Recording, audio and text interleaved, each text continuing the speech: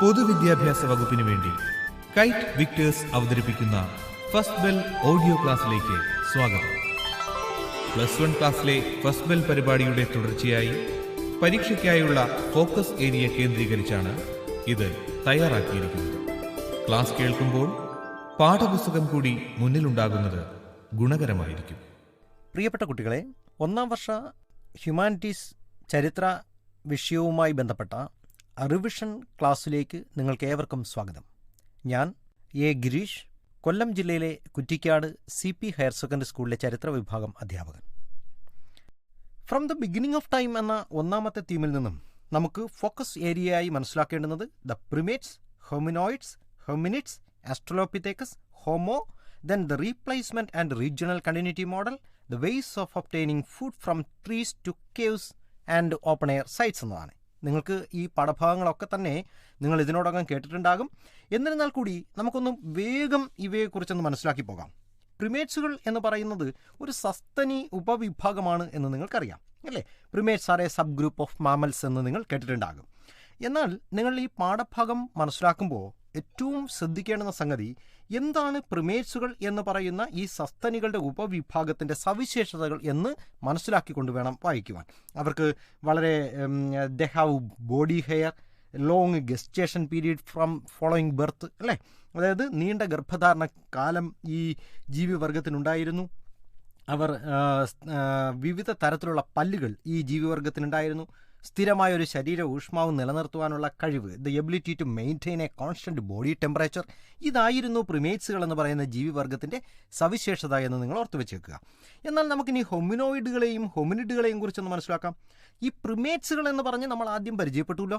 ആ വിഭാഗത്തിൻ്റെ ഒരു ഉപവിഭാഗമാണ് യഥാർത്ഥത്തിൽ ഹൊമിനോയിഡുകൾ എന്ന് പറയുന്നത്. The hominoids are the sub group of primates എന്ന് നമുക്ക് വിശേഷിപ്പിക്കാം. 24 ദശലക്ഷം വർഷങ്ങൾക്ക് മുമ്പായിരുന്നു ഈ ജീവിവർഗം നമുക്ക് ഭൂമിയിൽ ഉണ്ടായിരുന്നത് എന്ന് കണക്കാക്കാൻ കഴിയും. ഏഷ്യയിലും ആഫ്രിക്കയിലും ഒക്കെ തന്നെ ഈ ജീവിവർഗങ്ങൾ ഉത്ഭവിച്ചു എന്നാണ്. They have a larger body but small brain size. അവർ മറ്റൊരു പ്രധാനപ്പെട്ട പ്രത്യേകത, ഇവർ 4 കാലിലുള്ള നടത്തം, അതിനെന്താ നമ്മൾ പറഞ്ഞിരുന്നത്? ക്വാഡ്രൂപ്പെഡ്സ് എന്നായിരുന്നു. ഇപ്പോൾ ക്വാഡ്രൂപ്പെഡ്സ് ആയിരുന്നു ഇവർ. അവർക്ക് നിവർന്നു നിൽക്കുവാനുള്ള കഴിവ് പൂർണ്ണമായി ഉണ്ടായിരുന്നില്ല. അവർക്ക് കൈകൾക്കുള്ള വേണ്ടത്ര നമുക്ക് പറയാൻ കഴിയുന്നത് ഒരു അപ്രൈറ്റ് പോസ്ചർ ഉണ്ടാവാതെ വന്നു. അതിൻ്റെ ഭാഗമായി തന്നെ കൈകൾക്ക് വേണ്ടത്ര വൈദഗ്ധ്യവും ഉണ്ടാകാത്ത ജീവിവർഗമായിരുന്നു ഹൊമിനോയിഡുകൾ. Let's move on to hominids. ഹൊമിനോയിഡുകളിൽ നിന്നും ഉത്ഭവിച്ച ജീവിവർഗമായിരുന്നു ഈ ഹൊമിനിഡുകൾ. അവരുടെയും ഉത്ഭവം ആഫ്രിക്കയിലാണ് എന്ന് നമുക്ക് പറയാം. ഇവർ ഹൊമിനിഡെ എന്ന കുടുംബത്തിൽ പെടുന്നു എന്നതാണ്. വലിയ മസ്തിഷ്കമായിരുന്നു ഹൊമിനോയിഡുകളെ സംബന്ധിച്ച് നോക്കുമ്പോൾ ഹൊമിനിഡുകൾക്കുണ്ടായിരുന്നത്. പക്ഷേ ദേ ഹാവ് അപ്രൈറ്റ് പോസ്ചർ. ഈ ഹൊമിനിഡ് വർഗത്തിന് 2 കാലുകളിൽ നിവർന്നു നിൽക്കുവാൻ കഴിയുമായിരുന്നു എന്നതാണ് ഏറ്റവും വലിയൊരു പ്രത്യേകത. നിങ്ങൾ ഈ പാഠഭാഗം പഠിക്കുമ്പോൾ ഏറ്റവും ശ്രദ്ധിക്കേണ്ടുന്ന സംഗതി, ഇപ്പം ഞാൻ നിങ്ങളെ ഹൊമിനോയിഡുകളെക്കുറിച്ച് പറഞ്ഞു, ഹൊമിനിഡുകളെക്കുറിച്ച് പറഞ്ഞു, പ്രിമേറ്റ്സുകളെക്കുറിച്ച് പറഞ്ഞു. ഇനി വരാൻ പോകുന്നു നമ്മൾ ആസ്ട്രലോപിത്തേക്കസിനെയും ഹോമോയെയും കുറിച്ചും ഒക്കെ പറയാൻ പോകുന്നു. നിങ്ങൾ പാഠഭാഗം വായിക്കുമ്പോൾ വളരെ കൃത്യമായും ചെയ്യേണ്ടുന്നത് ഇവയുടെ സവിശേഷതകളെക്കുറിച്ച് മനസ്സിലാക്കുക എന്നതാണ്. അപ്പോൾ ഹൊമിനോയിഡുകളും ഹൊമിനിഡുകളും തമ്മിലുള്ള വ്യത്യാസത്തെ സംബന്ധമായ ഒരു വ്യക്തമായ ധാരണ നിങ്ങൾക്കുണ്ടാകണം. ഇത് പരീക്ഷയ്ക്ക് 4 മാർക്കിനുള്ള ചോദ്യമായി വരാം, 2 മാർക്കിനുള്ള ചോദ്യമായി വരാം. ഇനി നമുക്ക് ആസ്ട്രലോപിത്തേക്കസിനെയും ഹോമോയെയും കുറിച്ചൊന്ന് മനസ്സിലാക്കാൻ ശ്രമിക്കാം. എന്താണ് ആസ്ട്രലോപിത്തേക്കസ് എന്ന് പറയുന്നതെന്ന് നിങ്ങൾക്ക് ഇതിനോടകം തന്നെ അറിയാം. ആസ്ട്രലോപിത്തേക്കസ് എന്ന് പറയുന്നത് ഇറ്റ്സ് എ ലാറ്റിൻ വേർഡ് ആണല്ലേ? എന്താ? 2 വാക്കുകളിൽ നിന്ന്, ആസ്ട്രൽ എന്നതും പിത്തേക്കോസ് എന്ന് പറയുന്ന 2 ലാറ്റിൻ വേർഡുകളിൽ നിന്നാണ് ഇത് ഉത്ഭവിച്ചത് എന്ന് ഞാൻ പറയാതെ തന്നെ നിങ്ങൾ ഇതിനോടകം മനസ്സിലാക്കിയിട്ടുണ്ടാകും. അപ്പം ദക്ഷിണ ദേശത്തെ വാനരൻ എന്നതാണ് ആസ്ട്രലോപിത്തേക്കസ് എന്നതിൻ്റെ അർത്ഥം. ഇവയുടെ ഫോസിലുകൾ ആഫ്രിക്കയിലെ ഓൾഡുവായ് ജോർജിൽ നിന്നുമാണ് കണ്ടെത്തിയിട്ടുള്ളത്. അപ്പം ഈ പ്രദേശത്തെക്കുറിച്ച്, ആഫ്രിക്കയിലെ ഈ ഓൾഡുവായ് ജോർജ് എന്ന് പറയുന്ന പ്രദേശത്തെ നിങ്ങളുടെ മനസ്സിൽ ഉണ്ടായിരിക്കണം. എന്നിട്ട് they were considered as the first stone tool makers എന്ന് വേണമെങ്കിലും ആസ്ട്രലോപിത്തേക്കസിനെ നമുക്ക് വിശേഷിപ്പിക്കാം. ഇനി ഹോമോ ആരാ? നമ്മളൊക്കെ ഉൾപ്പെടുന്ന ഹോമോ ഇറ്റ് മീൻസ് മാൻ എന്നതാണ്. They originated around 2.5 million years ago. They have jaws with just outside posture അല്ലേ? നമുക്ക് വലിയ മസ്തിഷ്കവും ചെറിയ പല്ലുകളും ഉന്തിയ താടിയെല്ലുകളും ഒക്കെയുള്ള ജീവിവർഗമായിരുന്നു ആര്? നമ്മളിപ്പം പറയുന്ന ഹോമോ എന്ന് പറയുന്നത്. ഞാനിത് പൂർണ്ണമായും നിങ്ങൾക്ക് ഒരു പാഠഭാഗങ്ങളെ പഠിപ്പിക്കുകയല്ല, പകരം നിങ്ങളിത് വായിക്കുമ്പോൾ ഈ പെർട്ടിക്കുലർ പോയിന്റ്സ് നിങ്ങളുടെ മനസ്സിൽ ഉണ്ടാകണം. അപ്പം ഈ പാഠഭാഗത്തെ മനസ്സിലാക്കുവാൻ ശ്രമിക്കുന്ന നിങ്ങൾക്ക് ഹോമോ എന്ന് പറയുന്ന അവയുടെ ഉപവിഭാഗങ്ങളെക്കുറിച്ച് കൂടി ഒന്ന് അറിഞ്ഞു വെച്ചേക്കണം ഇല്ലേ? നമുക്ക് ഫസ്റ്റ് ടൂൾ മേക്കേഴ്സ് ആരാണെന്ന് അറിയണം. ആദ്യമായി ഇറക്റ്റ് ചെയ്ത നിവർന്ന് നിൽക്കുവാൻ കഴിഞ്ഞ ജീവിവർഗം ആരെന്നറിയണം. ഹോമോ സാപ്പിയൻസ് എന്നത് ഈ ഹോമോയുടെ ഉപവിഭാഗങ്ങളാണ്. അപ്പോൾ homo habilis, homo erectus and homo sapiens ഇവയെക്കുറിച്ച് കൂടി നിങ്ങൾ മനസ്സിലാക്കി വെക്കുക. ആധുനിക മനുഷ്യനെന്ന് പറയുന്ന ഈ ജീവിവർഗത്തിനെ സംബന്ധിച്ച് അല്ലെങ്കിൽ അവൻ്റെ ഉത്ഭവത്തെക്കുറിച്ച് നമുക്ക് ഏറ്റവും പ്രധാനമായി മനസ്സിലാക്കേണ്ടുന്ന 2 തിയറികളുണ്ട്. അതായിരുന്നു ഈ from the beginning of time എന്ന് പറയുന്ന ഫോക്കസ് തീംസിൻ്റെ ഉള്ളടക്കത്തിൽ നിന്നുള്ള ഫോക്കസ് ഏരിയയിൽ ഞാൻ പറഞ്ഞ മറ്റൊരു മേഖല. അതേതൊക്കെയായിരുന്നു അത്? Yes, it is replacement and regional continuity model.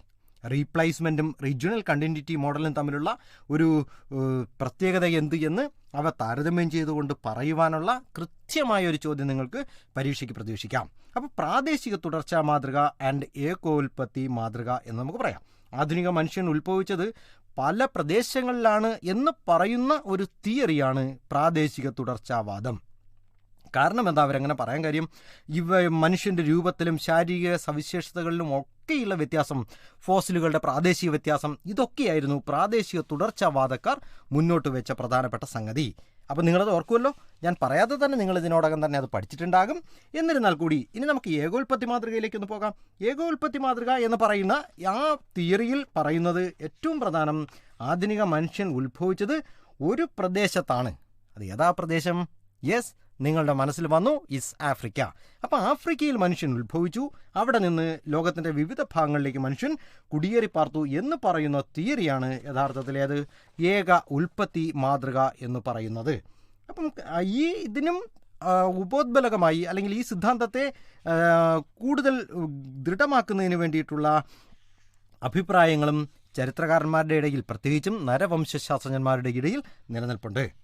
ഇനി നമുക്ക് ഈ from the beginning of time എന്ന് പറയുന്ന തീമിൻ്റെ ഉള്ളിൽ നിന്ന് മനസ്സിലാക്കേണ്ടുന്ന ഫോക്കസ് ഏരിയയായി വരുന്നത് വേയ്സ് ഓഫ് ഒബ്റ്റൈനിങ് ഫുഡ്.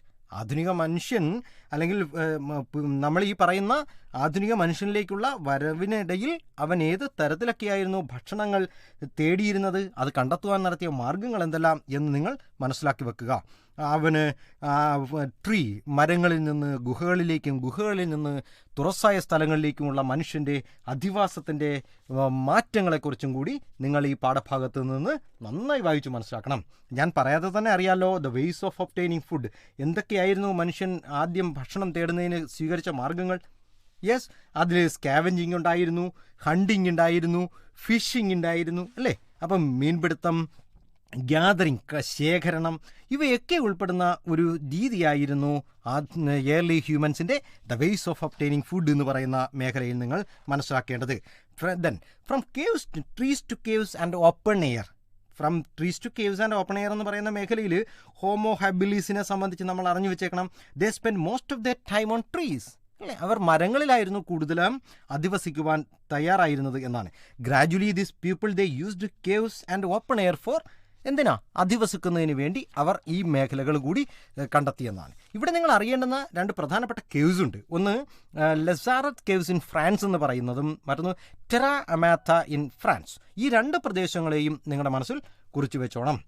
എന്നിട്ടോ ഇവർക്ക് നിരവധിയായിട്ടുള്ള അധിവാസ മേഖലകളിൽ ജീവിച്ചതിൻ്റെ തെളിവുകളും ചരിത്രകാരന്മാർ കണ്ടെത്തിയിട്ടുണ്ട്. അപ്പം നിങ്ങൾക്ക് ഇതുമായി ബന്ധപ്പെട്ട് മാപ്പ് ക്വസ്റ്റ്യൻസ് വരാം. അതുപോലെ തന്നെ ഈ പാഠഭാഗം വായിക്കുകയും കേൾക്കുകയും ഒക്കെ ചെയ്ത നിങ്ങളുടെ മനസ്സിൽ ഒരു സെൽഫ് ഇവാലുവേഷന് നിങ്ങൾ സ്വയം വിധേയമാകുകയാണെങ്കിൽ that means I will be able to categorise the different stages of human evolution.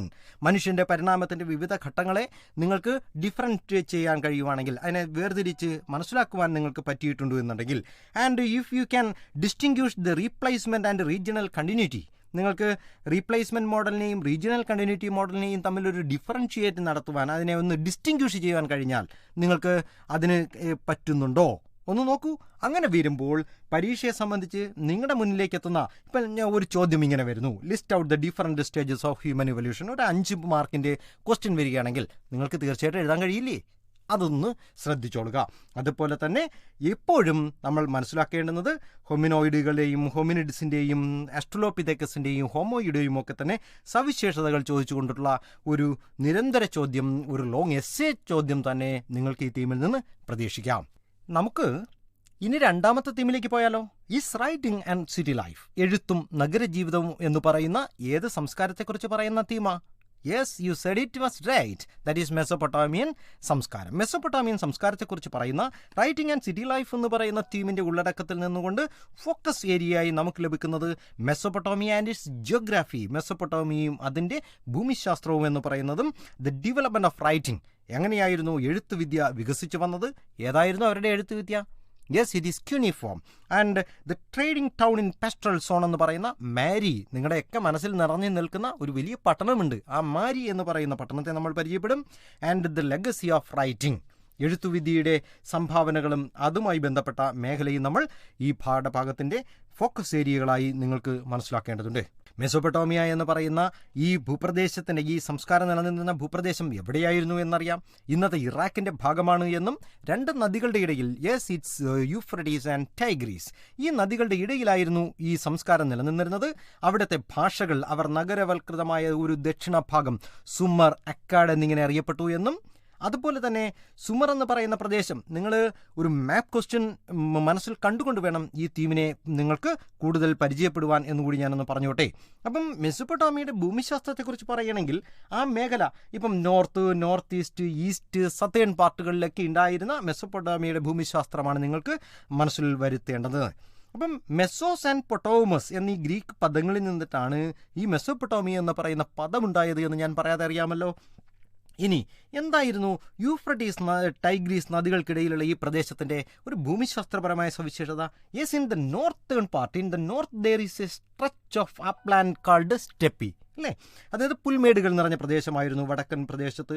And this cattle rearing was their main occupation, കാര്യ വളർത്തലായിരുന്നു. എന്നാൽ വടക്ക് കിഴക്കൻ ഭാഗത്തേക്ക് നോർത്ത് ഈസ്റ്റ് മേഖലയിലേക്ക് പോകുമ്പോഴോ, in the north east lines plains and mountain ranges, സമതലങ്ങളും അതുപോലെ തന്നെ മരങ്ങളും അരുവികളും ഒക്കെയുള്ള മേഖലയായിരുന്നു അത്. ദെൻ അവിടുത്തെ മെയിൻ ഓക്യുപ്പേഷൻ എന്ന് പറയുന്നത് ഇസ് അഗ്രികൾച്ചർ. നിങ്ങൾ ഓർക്കേണ്ടതാണ്, ദർ ഈസ് ഇനഫ് റെയിൻഫോൾ. എന്തുകൊണ്ട് അവിടെ അഗ്രികൾച്ചർ ഉണ്ടായി എന്ന് ചോദിച്ചു കഴിഞ്ഞാൽ മഴ യഥേഷ്ടമുണ്ടാകുന്ന കിട്ടുന്ന പ്രദേശമായിരുന്നു. അതുകൊണ്ട് തന്നെ ഇത് ക്രോപ്സിനെ ഗ്രോ ചെയ്യുന്നതിനായിട്ട്, ധാന്യങ്ങൾ വളർത്തിയെടുക്കുന്നതിനും മറ്റുമൊക്കെ അവർക്ക് സഹായകമായി. ദെൻ ഏകദേശം ഒരു BCE 7000-നും 6000-നും ഇടയിലാണ് കൃഷി വ്യാപിച്ചത് എന്നുകൂടി ഒരു എക്സ്ട്രാ നോളജായി നിങ്ങളുടെ മനസ്സിലുണ്ടാകണം. And then what about the condition of this eastern part of Mesopotamia? മെസോപ്പൊട്ടാമിയയുടെ കിഴക്ക് ഭാഗത്താണ് ടൈഗ്രീസ് നദിയും അതിൻ്റെ പോഷക നദികളും ഉള്ളത് എന്ന് നമ്മൾ മുൻകൂട്ടി തന്നെ മനസ്സിലാക്കിയിട്ടുണ്ട്. ഇറാനിലെ മലനിരകളിലേക്കുള്ള ഒരു വിനിമയ മാർഗം ഈ പറയുന്ന ഈ മേഖലയിലൂടെ ആയിരുന്നു എന്നുകൂടി നിങ്ങൾ കണക്കാക്കേണ്ടതാണ്. Then in this southern part, മെസോപ്പൊട്ടാമിയയുടെ തെക്ക് ഭാഗം മരുഭൂമിയാണ്. അത് ഏതാണ് എന്നുകൂടി നിങ്ങൾ ഓർക്കേണ്ടതുണ്ട്. ഇവിടെയാണ് ആദ്യ നഗരങ്ങളും എഴുത്തുവിദ്യയും ആരംഭിച്ചത്. എന്നിട്ടോ നമ്മൾ അറിയേണ്ടുന്ന സംഗതി, ഏകദേശം നഗരങ്ങളെ പരിപാലിക്കാനും കാർഷിക വൃത്തിയിൽ ഏർപ്പെടുവാനും ഒക്കെ തന്നെ സഹായകമായ എക്കൽ മണ്ണ് ഈ പറയുന്ന പ്രദേശത്തെ ഫലഭൂയിഷ്ടമാക്കി എന്നുകൂടി അറിയുക. നമുക്ക് ഈ പാഠഭാഗത്തിൻ്റെ ഉള്ളടക്കത്തിൽ നിന്നുകൊണ്ടുള്ള ഏറ്റവും ഇമ്പോർട്ടൻ്റ് ആയ മറ്റൊരു ഏരിയയാണ് ദ ഡെവലപ്മെൻറ്റ് ഓഫ് റൈറ്റിംഗ്, എഴുത്തുവിദ്യയുടെ വികാസം എന്ന് പറയുന്നത്. എഴുത്തുവിദ്യയുടെ വികാസം എന്ന് പറയുന്നത് ഞാൻ ആദ്യമേ തന്നെ പറഞ്ഞു, ക്യൂണിഫോം എന്ന് പറയുന്ന ലിപിയായിരുന്നു. ആ ക്യൂണിഫോം എന്ന് പറയുന്ന വാക്ക് തന്നെ ഉണ്ടായത് ആപ്പ് എന്നർത്ഥമുള്ള ക്യൂണിയസും ആകൃതി എന്നർത്ഥമുള്ള ഏതാ വേർഡ്? യെസ്, ഫോമ എന്ന് പറയുന്ന, നമ്മൾ മുൻപ് തന്നെ പറഞ്ഞു, ലാറ്റിൻ വേർഡ് ആണ് ഇവ രണ്ടും എന്നുകൂടി ഓർക്കേണ്ടതുണ്ട്.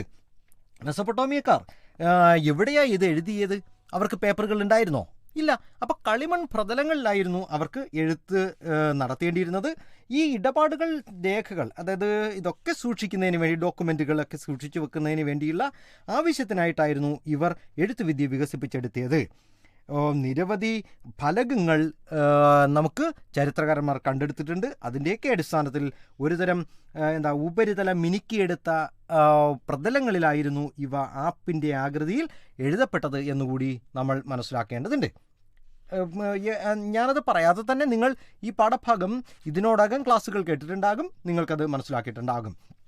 എങ്കിലും നിങ്ങളുടെ മനസ്സിലുണ്ടാകേണ്ടത് എന്തിനായിരുന്നു അവർ എഴുത്തുവിദ്യ റൈറ്റിംഗ് വാസ് യൂസ്ഡ് എന്ന നിലയിൽ നിങ്ങളൊരു കാര്യം മനസ്സിലാക്കേണ്ടതുണ്ട്. നമുക്ക് വേണമെന്നുണ്ടെങ്കിൽ ഒരു ഓടിച്ചൊരു പറച്ചിൽ പറയാം. എന്തിനൊക്കെയാ keeping records, making dictionaries, then land transactions, narrating deeds of kings. അന്നത്തെ രാജാക്കന്മാർ എന്തെങ്കിലുമൊക്കെ ജനങ്ങളോട് പറയുന്നില്ലയോ, അതൊക്കെ രേഖപ്പെടുത്തി വെക്കുന്നതിന് വേണ്ടി. Then orders of the king, രാജാവിൻ്റെ ഉത്തരവുകൾ, വിളംബരങ്ങൾ, അതൊക്കെ തന്നെ അതിനകത്തുണ്ടാകും. Then even sending messages. ഇതിനൊക്കെയായിരുന്നു എഴുത്തുവിദ്യ ഇവർ വികസിപ്പിച്ചെടുത്തത് എന്ന് നമുക്ക് മനസ്സിൽ വരുത്തേണ്ടതാണ്. ഇനി നമുക്ക് അവരുടെ ഒരു ലിറ്ററസിയെ കുറിച്ച് പറഞ്ഞു കഴിഞ്ഞാൽ വലിയ ലിറ്ററസി ആ ജനവിഭാഗത്തിൻ്റെ ഇടയിൽ ഉണ്ടായിരുന്നില്ല എന്ന് കൂടി നിങ്ങളൊന്ന് ഓർത്തു വെക്കണം. അടുത്തതേതാ? A trading town in this pastoral zone. A trading town in the pastoral zone എന്ന് പറയുന്നത് ഞാൻ തുടക്കത്തിൽ തന്നെ പറഞ്ഞു. ഏത് പട്ടണത്തെക്കുറിച്ചിട്ടാണ് പറയുന്നത്? മാരി എന്ന് പറയുന്ന പട്ടണത്തെക്കുറിച്ചിട്ടാണ്. ഈ മാരി എന്ന് പറയുന്നത് മെസൊപ്പൊട്ടാമിയയുടെ ഒരു റോയൽ ക്യാപിറ്റൽ എന്ന തരത്തിൽ നമുക്ക് വിശേഷിപ്പിക്കാം. The royal city. There is A connection between city life, trading and writing. അങ്ങനെ കൂടി നിങ്ങളൊന്ന് മനസ്സിലാക്കി വെക്കേണ്ടതുണ്ട്. ഈ മാരി എവിടെയാണ് സ്ഥിതി ചെയ്യുന്നത്? അതും യൂഫ്രട്ടീസ് നദിയുടെ ഒരു ഉപരിഭാഗത്തായിട്ട് നമുക്ക് കണക്കാക്കാൻ കഴിയും. ദെൻ കൃഷിയും മൃഗപരിപാലനവും ഒക്കെ ഈ നഗര ജീവിതവുമായി അഭേദ്യമായി ബന്ധപ്പെട്ടിരുന്നു. സാധനങ്ങളുടെ ക്രയവിക്രയം ഒക്കെ നടന്നിരുന്നത് ഇതുമായി ബന്ധപ്പെട്ടിട്ടായിരുന്നു. ധാന്യങ്ങൾ, പണിയായുധങ്ങൾ എന്നിവയ്ക്ക് പകരമായി നിരവധി സാധനങ്ങൾ ക്രയവിക്രയം നടത്തിയിരുന്നതും ഈ മേഖല കേന്ദ്രീകരിച്ചിട്ടായിരുന്നു എന്ന് നമ്മൾ ഓർത്തു വെക്കേണ്ടതാണ്. അതുപോലെ തന്നെ മാരിയിലെ രാജാക്കന്മാരെ അറിയപ്പെട്ടിരുന്നൊരു പേരുണ്ടായിരുന്നു. എന്താണത്? യെസ്, നിങ്ങൾ ക്ലാസ് കേട്ടിട്ടുള്ളവർക്ക് ഓർമ്മയുണ്ടാകും. It is Amorites. ഈ അമൊറൈറ്റ്സ് എന്ന് പറയുന്നത് built temples for Mari of Dagan. നമ്മൾ ഈ ഗോഡ് ഓഫ് സ്റ്റെപ്പി എന്ന് പറയുന്ന അവരുടെ ദേവനായിരുന്നു ഡാഗൺ. ഈ ഡാഗണ് വേണ്ടി അവർ ഒരു ടെമ്പിൾ ഈ പ്രദേശത്ത് നിർമ്മിക്കുകയുണ്ടായി. അപ്പം ഞാനിതൊന്നും പറയാതെ തന്നെ നിങ്ങൾക്ക് ക്ലാസ്സുകൾ കേട്ട് മനസ്സിലാക്കി വെച്ചിട്ടുണ്ടാകും. എങ്കിലും ഈ പാഠഭാഗത്തിൻ്റെ ഉള്ളടക്കത്തിൽ നിന്ന് നിങ്ങൾ ഇത്രയും കാര്യങ്ങൾ ഗഹനമായി മനസ്സിലാക്കുക. നമ്മൾ കഴിഞ്ഞ തീമിനെ പറഞ്ഞപ്പോൾ ഞാൻ എന്താ പറഞ്ഞത്? നിങ്ങൾക്ക് ഈ തീം വായിച്ച് മനസ്സിലാക്കേണ്ടി വന്നപ്പോൾ, അല്ലെങ്കിൽ നിങ്ങളിത് പൂർണ്ണമായും മനസ്സിലാക്കിയോ എന്നറിയുന്നതിന് വേണ്ടി നിങ്ങൾ നിങ്ങളുടെ കൂട്ടുകാരുമായിട്ടും ഒപ്പം തന്നെ നിങ്ങളുടെ പാരൻസുമായിട്ടും ടീച്ചേഴ്സുമായിട്ടും ഒക്കെ തന്നെ നിങ്ങൾക്കിതിന് കഴിയുന്നുണ്ടോ? That means if you can able to locate the areas in which the first system of writing originated. നിങ്ങൾക്ക് കഴിയുന്നുണ്ടോ? ഒരു മാപ്പിൽ നിങ്ങൾക്ക് ഈ പ്രദേശങ്ങൾ ലൊക്കേറ്റ് ചെയ്യാൻ പറ്റുന്നുണ്ടോ എന്ന് നിങ്ങളൊരു പരിശ്രമം നടത്തി നോക്കൂ. And if you can explain the various stages, the developments and the system and the use of writing. എഴുത്തുവിദ്യയുമായി ബന്ധപ്പെട്ട് നടത്തിയിട്ടുള്ള ആ പരിശ്രമങ്ങൾ എന്തെല്ലാമായിരുന്നു, അതിൻ്റെ ഡെവലപ്മെൻറ്റ്സ് എങ്ങനെയായിരുന്നു, ആ സിസ്റ്റം ഏത് രൂപത്തിലായിരുന്നു എന്നിങ്ങനെ തന്നെ നിങ്ങൾ ഓർത്തു വെക്കേണ്ടതാണ്. ആ ലെഗസി ഓഫ് റൈറ്റിംഗ് എന്ന് പറയുന്ന മേഖലയിൽ അതാണ് കടന്നു വരുന്നത് കൂടുതലായും. നമ്മളത് വളരെ വേഗത്തിൽ ഞാൻ പറഞ്ഞു പോകുവാൻ ശ്രമിച്ചു എന്ന് മാത്രം. അപ്പം യൂസസ് ഓഫ് റൈറ്റിങ്ങും ലെഗസി ഓഫ് റൈറ്റിങ്ങും ഒക്കെ തന്നെ നിങ്ങൾക്ക് അതുമായി ബന്ധപ്പെട്ട് ഒന്നുകൂടി വായിക്കുകയും ഒന്നുകൂടി ക്ലാസ്സുകൾ കേട്ട് മനസ്സിലാക്കുകയും വേണം എന്നുകൂടി പറയട്ടെ. ഇപ്പോൾ നിങ്ങൾ കേട്ടുകൊണ്ടിരിക്കുന്നത് ഫോക്കസ് ഏരിയ അധികരിച്ചുള്ള കൈറ്റ് വിക്ടേഴ്സ് തയ്യാറാക്കിയ ഫസ്റ്റ് ബെൽ ഓഡിയോ ക്ലാസ്. നമുക്ക് മൂന്നാമത്തെ തീമായിട്ടുള്ള ആൻ എംപയർ അക്രോസ് 3 കോണ്ടിനെന്റ്സ്. നിങ്ങൾ പഠിച്ചപ്പോൾ ഏറ്റവും ആകാംക്ഷയോടെ കൂടി പഠിച്ച ഒരു തീമായിരിക്കാം 3 ഭൂഖണ്ഡങ്ങളിലായി വ്യാപിച്ചു കിടന്ന ഒരു സാമ്രാജ്യത്തെ. ഏതായിരുന്നു അത്? റോമ സാമ്രാജ്യത്തെക്കുറിച്ചിട്ടായിരുന്നു നമ്മൾ ആ തീമിൽ പരിചയപ്പെട്ടത്. ഈ റോമ സാമ്രാജ്യവുമായി ബന്ധപ്പെട്ട് ഫോക്കസ് ഏരിയയായി അതിൻ്റെ ഉള്ളടക്കത്തിൽ നിന്ന് നമുക്കറിയേണ്ടിയിരിക്കുന്നത് the Roman empire and its geographical position, then social hierarchies and late antiquity എന്നതാണ്. റോമൻ എംപയറുമായി ബന്ധപ്പെട്ട അതിൻ്റെ ഒരു ജിയോഗ്രാഫിക്കൽ പൊസിഷനെ കുറിച്ച് പറയുമ്പോൾ 3 വൻകരകൾ, അതിൽ Asia, Africa and Europe. Then the Roman empire developed around Rome in Italy എന്നുകൂടി നമ്മൾ ഓർക്കേണ്ടതുണ്ട്. അതായത് ഇറ്റലിയിലെ ടൈബർ നദിയുടെ തീരത്ത് സ്ഥിതി ചെയ്തിരുന്ന റോമ നഗരത്തെക്കുറിച്ചിട്ടാണ് നമ്മളിത് ഈ തീമിൻ്റെ ഉള്ളടക്കത്തിൽ പ്രധാനമായും പരാമർശിച്ചത്. മെഡിറ്ററേനിയൻ സീയെക്കുറിച്ച് നിങ്ങൾക്ക് ഓർമ്മയുണ്ടല്ലോ. എന്താ മെഡിറ്ററേനിയൻ സീയെക്കുറിച്ച് അറിയേണ്ടുന്നത്? The heart of Roman empire എന്നതായിരുന്നു. പരീക്ഷയ്ക്ക് നിരന്തരം ഒബ്ജക്റ്റീവ് ടൈപ്പ് ക്വസ്റ്റ്യൻ ചോദിക്കുന്നതാണ് ദ മെഡിറ്ററേനിയൻ സീയുമായി ബന്ധപ്പെട്ട the heart of Roman empire എന്ന് പറയുന്ന മേഖല. ദെൻ മെഡിറ്ററേനിയൻ സീ ആണ് ആഫ്രിക്കയും യൂറോപ്പിനെയും സെപ്പറേറ്റ് ചെയ്യപ്പെട്ടിരിക്കുന്നത്. And the sea that stretches from Spain in the west to Syria in the east and the northern frontier of Roman empire. അവിടെയാണ് Rhine, Danube റിവേഴ്സിൻ്റെ സാന്നിധ്യം എന്നുകൂടി നമ്മൾ അറിയേണ്ടതുണ്ട്. ദ സദേൺ ഫ്രോണ്ടിയറോ ഈസ് ഇൻ സഹാറ ഡെസേർട്ട്. അപ്പോൾ Sahara മരുഭൂമിയാണ്, Danube നദികളും പിന്നെ തെക്ക് ഭാഗത്താണ് ഇത് നിലനിന്നിരുന്നത് എന്നോർക്കുക. അപ്പം വടക്ക് ഭാഗത്ത് റൈൻ ആൻഡ് ഡാന്യൂബ്, ദെൻ തെക്ക് ഭാഗത്ത് സഹാറ മരുഭൂമി. So you will get, I think നിങ്ങൾക്ക് റോമൻ എംപയറിൻ്റെ ജിയോഗ്രാഫിക്കൽ പൊസിഷൻ മനസ്സിലായിട്ടുണ്ടാകും. നിങ്ങളുടെ മാപ്പ് ക്വസ്റ്റ്യനുമായി ബന്ധപ്പെട്ട് ഈ മേഖല നമുക്ക് അടയാളപ്പെടുത്തുവാനും അതിൻ്റെ സമീപ പ്രദേശത്തുള്ള മറ്റ് സമുദ്രങ്ങളെയും ഒക്കെ തന്നെ ലൊക്കേറ്റ് ചെയ്യുവാൻ നമുക്ക് മനസ്സിലാക്കേണ്ടതുണ്ട്. What about the social hierarchies of Roman empire? Social hierarchies നിങ്ങൾക്കറിയാം. സെനറ്റേഴ്സ് ഉണ്ട്, ദെൻ നൈറ്റ്സ് എന്ന് പറയുന്ന ഈക്വിറ്റ്സ് എന്ന് പറയാം അല്ലേ, ഹോഴ്സ്മെൻ അടങ്ങുന്ന ഒരു വിഭാഗം നൈറ്റുകൾ, ദെൻ മധ്യവർഗം എന്ന് പറയുന്ന മറ്റൊരു വിഭാഗം, the middle class people, then humiliores, അങ്ങനെ ഒരു വിഭാഗമുണ്ടായിരുന്നു, നാലാമത്തെ വിഭാഗം. അതിന് നമുക്ക് കീഴാളവർഗം എന്ന് വേണമെങ്കിൽ വിശേഷിപ്പിക്കാം. അപ്പം നിങ്ങൾ ഈ പാഠഭാഗത്തിൻ്റെ ഉള്ളടക്കത്തിൽ നിന്ന് മനസ്സിലാക്കേണ്ടത് ആരൊക്കെയായിരുന്നു സെനറ്റർ വിഭാഗത്തിൽപ്പെടുന്നവർ. സമ്പന്നരായിട്ടുണ്ടായിരുന്നു, ഭൂവുടമകളുണ്ടായിരുന്നു, ചക്രവർത്തിമാരൊക്കെ തന്നെ. അവർക്ക് തൊട്ട് താഴെയുള്ളൊരു വിഭാഗമാണ് ഈ സെനറ്റർമാർ എന്ന് പറയുന്നത്, ഓർത്തു വെച്ചോളുക. ദെൻ നൈറ്റ്സ് എന്ന് പറയുന്നത് കുതിരപ്പടയാളികളാണെന്ന് ഞാൻ പറഞ്ഞു. ദെൻ മധ്യവർഗം, ദ മിഡിൽ ക്ലാസ്, അതിൽപ്പെട്ടതാരാ? നമുക്കൊക്കെ തന്നെ അറിയാം. അതായത് ബ്യൂറോക്രസി അതിനകത്ത് വരും, ആർമി അതിനകത്ത് വരും, മെർച്ചൻസും ഫാർമേഴ്സും ഒക്കെ ഉൾപ്പെടുന്നതാണ് മധ്യവർഗം എന്ന് പറയുന്നത്. ബട്ട് യു നോ ഹ്യൂമിലിയോറസ്, യെസ്, അവർ കീഴാള വർഗം എന്ന് പറയുമ്പോൾ അതിനകത്ത് വരുന്നത് ദറ്റ് കൺസിസ്റ്റഡ് റൂറൽ ലേബർ ഫോഴ്സാണ്. നമ്മൾ ഈ വളരെ താഴ്ന്ന തരത്തിലുള്ള ജോലികളും മറ്റുമൊക്കെ ചെയ്യുന്ന വിഭാഗക്കാർ, ഇൻഡസ്ട്രി മൈൻസിലൊക്കെ വർക്ക് ചെയ്യുന്ന workers, then artisans and casual labours, ഇവയൊക്കെ ഉൾപ്പെടുന്നു. അഞ്ചാമത്തെ വിഭാഗമായിരുന്നു നമ്മളൊക്കെ കേട്ടിട്ടുള്ള റോമൻ്റെ ചരിത്രത്തിലെ ഏറ്റവും പ്രധാനപ്പെട്ട ഒരു വിഭാഗമായിരുന്നു സ്ലേവ്സ് എന്ന് പറയുന്നത്. അപ്പോൾ ഇതാണ് സാമൂഹ്യ ശ്രേണികൾ, സോഷ്യൽ ഹൈറാർക്കീസിൽ നിങ്ങൾ ഓർത്തു വെക്കേണ്ടത്. ഇനി നമുക്ക് അതിനകത്തു നിന്ന് മറ്റൊരു സംഗതി കൂടിയുണ്ട്, ലേറ്റ് ആൻറ്റിക്വിറ്റി. റോമിൻ്റെ ചരിത്രത്തെ നമുക്ക് രണ്ട് മേഖലകളായി, രണ്ട് കാലഘട്ടമായി നമുക്ക് തരംതിരിക്കാം. അതിൽ ലേറ്റ് ആൻറ്റിക്വിറ്റി എന്ന് പറയുന്ന പിൽക്കാല റോമിൻ്റെ ചരിത്രവുമായി ബന്ധപ്പെട്ട് നമുക്ക് ഓർത്തു വെച്ചിരിക്കേണ്ടുന്ന രണ്ട് വ്യക്തികളുടെ പേര് ഞാൻ പറയാം, രണ്ട് ചക്രവർത്തിമാരുടെ പേര് പറയാം. They were one is Diocletian and another one is Constantine. ഈ രണ്ട് ചക്രവർത്തിമാരുടെയും കാര്യങ്ങളാണ് ലേറ്റ് ആൻറ്റിക്വിറ്റിയുമായി ബന്ധപ്പെട്ട് വരുന്ന ഒരു മേഖല. That means from 4th century to 7th century was called this late antiquity എന്നുകൂടി ഓർത്തു വെക്കണം. ഡയോക്ലീഷ്യൻ്റെയും കോൺസ്റ്റന്റൈൻ്റെയും പ്രത്യേകത പറഞ്ഞാൽ, ഇപ്പോൾ ഡയോക്ലീഷ്യൻ എന്താ ചെയ്തത്? അദ്ദേഹം സാമ്രാജ്യത്തിൻ്റെ വലിപ്പം വെട്ടിക്കുറയ്ക്കുവാൻ ശ്രമിച്ച ഒരു ഭരണാധികാരിയായിരുന്നു. മാത്രമല്ല അദ്ദേഹത്തിൻ്റെ അതിർത്തി, ഈ സാമ്രാജ്യത്തിൻ്റെ അതിർത്തികളൊക്കെ അദ്ദേഹം എന്ത് ചെയ്യാൻ ശ്രമിച്ചു? അദ്ദേഹം ഈ കോട്ടകളൊക്കെ കെട്ടി, ബൗണ്ടറീസൊക്കെ തന്നെ ഫോർട്ടിഫൈ ചെയ്തു എന്നതാണ്. അതുപോലെ തന്നെ സൈനിക കമാൻഡർമാർക്ക് കൂടുതൽ എന്താ അദ്ദേഹം നൽകിയത്? ഒരു ഓട്ടോണമസ് പവർ അദ്ദേഹം നൽകിയിട്ടുണ്ടായി. സോ ഡയോക്ലീഷ്യൻ്റെ കുറിച്ചും then Constantine he declared Christianity. Yes, നിങ്ങളുടെ മനസ്സിൽ ഇപ്പോൾ ഓടി വന്നു എന്തുവാ? ക്രിസ്ത്യാനിറ്റി എന്ന് പറയുന്ന ക്രിസ്തു മതം ഔദ്യോഗികമായി റോമിൽ അതാണ് അവരുടെ ഔദ്യോഗിക മതമെന്ന് പ്രഖ്യാപിച്ചതായിരുന്നു കോൺസ്റ്റന്റൈൻ. ആദ്യമായി ക്രിസ്തുമതം സ്വീകരിച്ച ചക്രവർത്തിയും കോൺസ്റ്റന്റൈൻ ആയിരുന്നു എന്നറിയണം. ദെൻ നമുക്കറിയാം സ്വർണ്ണ നാണയങ്ങൾ. യെസ്, ഏതായിരുന്നു അത്? സോളിഡസ്. അപ്പം കോൺസ്റ്റന്റൈൻ ചക്രവർത്തി ഒരു സ്വർണ്ണ നാണയം പുറപ്പെടുവിച്ചു. അതുപോലെ തന്നെ അതിന് നമുക്ക് വേണമെങ്കിൽ 4.5 ഗ്രാം തൂക്കമുള്ള ശുദ്ധമായ സോളിഡസ് സ്വർണ്ണ നാണയത്തെക്കുറിച്ച് അതൊക്കെ നിങ്ങൾ ക്ലാസ്സുകൾ കേട്ടപ്പോൾ മനസ്സിലായിട്ടുണ്ടാകും. കോൺസ്റ്റന്റൈൻ അദ്ദേഹം സ്ഥാപിച്ച ഒരു നഗരമുണ്ടായിരുന്നു, ഒരു പുതിയ തലസ്ഥാനം. It is Constantinople. ഇസ്താംബുൾ എന്നും ഇത് ഇക്കാലത്ത് അറിയപ്പെടുന്നുണ്ട്. നിരവധിയായിട്ടുള്ള പ്രവർത്തനങ്ങൾ, നിരവധിയായിട്ടുള്ള അഡ്വാൻറ്റേജസ് ഉണ്ടായ ഒരു കാലഘട്ടമായിരുന്നു ലേറ്റ് ആൻറ്റിക്വിറ്റി പീരീഡിൽ റോമിൻ്റെ ചരിത്രത്തിൽ. നമുക്ക് 3rd century ക്രൈസിസ് റോമയിൽ ഉണ്ടായതും അതുപോലെ തന്നെ അങ്ങനെയുള്ള ചില മേഖലകൾ കൂടിയുണ്ടെങ്കിലും പ്രധാനമായും ഫോക്കസ് ഏരിയയിൽ നിന്നുകൊണ്ട് നിങ്ങൾ ഇത്തരം ഭാഗങ്ങൾ നോക്കൂ. If you can locate Rome, Constantinople and Mediterranean sea in the world map, നിങ്ങൾക്കതിന് ശ്രമിക്കാൻ പറ്റുന്നുണ്ടോ? നിങ്ങൾക്കതിന് കഴിയുന്നുണ്ടോ? നിങ്ങളുടെ അധ്യാപകർ തന്നിട്ടുള്ള അസൈൻമെൻറ്റ് വർക്കുകളിലൊക്കെ നിങ്ങൾക്ക് ഇതിൻ്റെ ആൻസറുകൾ ചെയ്യാൻ കഴിഞ്ഞിട്ടുണ്ടോ? എന്നാൽ നിങ്ങൾക്ക് ഈ പാഠഭാഗം ഹൃദയസ്ഥമായി. And if you can explain the rise of Rome, നിങ്ങൾ നിങ്ങളുടെ കൂട്ടുകാരുമായിട്ടൊന്ന് സംസാരിച്ച് നോക്കൂ. റോമിൻ്റെ ഉയർച്ചയുമായി ബന്ധപ്പെട്ട് നിങ്ങൾക്ക് അവരുമായി സംസാരിക്കാൻ കഴിയുന്നുണ്ടോ? റോമൻ എംപയറിൻ്റെയും ഇറാനിയൻ സാമ്രാജ്യവുമായ ഒരു കമ്പാരിസൺ നിങ്ങൾക്ക് ഈ തീം പഠിച്ചതിന് ശേഷം കഴിയുന്നുണ്ടോ? ഇങ്ങനെയൊക്കെ നിങ്ങൾ ശ്രമിക്കുക. നമുക്കിനി പരിചയപ്പെടാനുള്ളത് ദ സെൻട്രൽ ഇസ്ലാമിക് ലാൻഡ്സ് എന്ന് പറയുന്ന 4ാമത്തെ പ്രമേയമാണ്. മധ്യ ഇസ്ലാമിക രാജ്യങ്ങൾ എന്ന് പറയുന്ന പ്രമേയത്തിൻ്റെ ഉള്ളടക്കത്തിൽ നിന്ന് ഫോക്കസ് ഏരിയയായി നിങ്ങൾക്കുള്ളത് the caliphate, the Umayyads, Abbasid revolution and learning and culture. ഇത്രയും ഭാഗങ്ങളാണ് മധ്യ ഇസ്ലാമിക രാജ്യങ്ങൾ എന്ന് പറയുന്ന ഏറ്റവും പ്രധാനപ്പെട്ട ഒരു തീമിൻ്റെ ഉള്ളടക്കത്തിൽ നിന്ന് നിങ്ങൾ അറിയേണ്ടുന്നത്.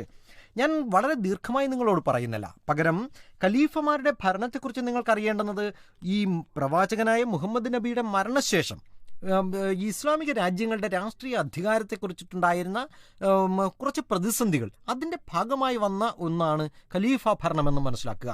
അധികം രാഷ്ട്രീയ അധികാരം വിശ്വാസികളുടെ സമുദായമായ ഉമ്മ അവരുടെ കൈകളിൽ എത്തിച്ചേരുകയും അത് പ്രകാരം ആ സമുദായത്തിൻ്റെ നേതാവ് ഖലീഫയായി തീർന്നു എന്നുമാണ് ആ പാഠഭാഗത്തിൽ നിന്ന് മനസ്സിലാക്കേണ്ടത്. ഞാൻ ഈ ഖലീഫമാരെക്കുറിച്ച് പറയുമ്പോൾ പ്രധാനമായും ഒന്നാമത്തെ ഖലീഫ അബൂബക്കർ, ഉമർ, ഉസ്മാൻ, അലി. അപ്പോൾ 1, 2, 3, 4 ഈ ക്രമം കൂടി നിങ്ങളുടെ മനസ്സിൽ ഉണ്ടാകണം.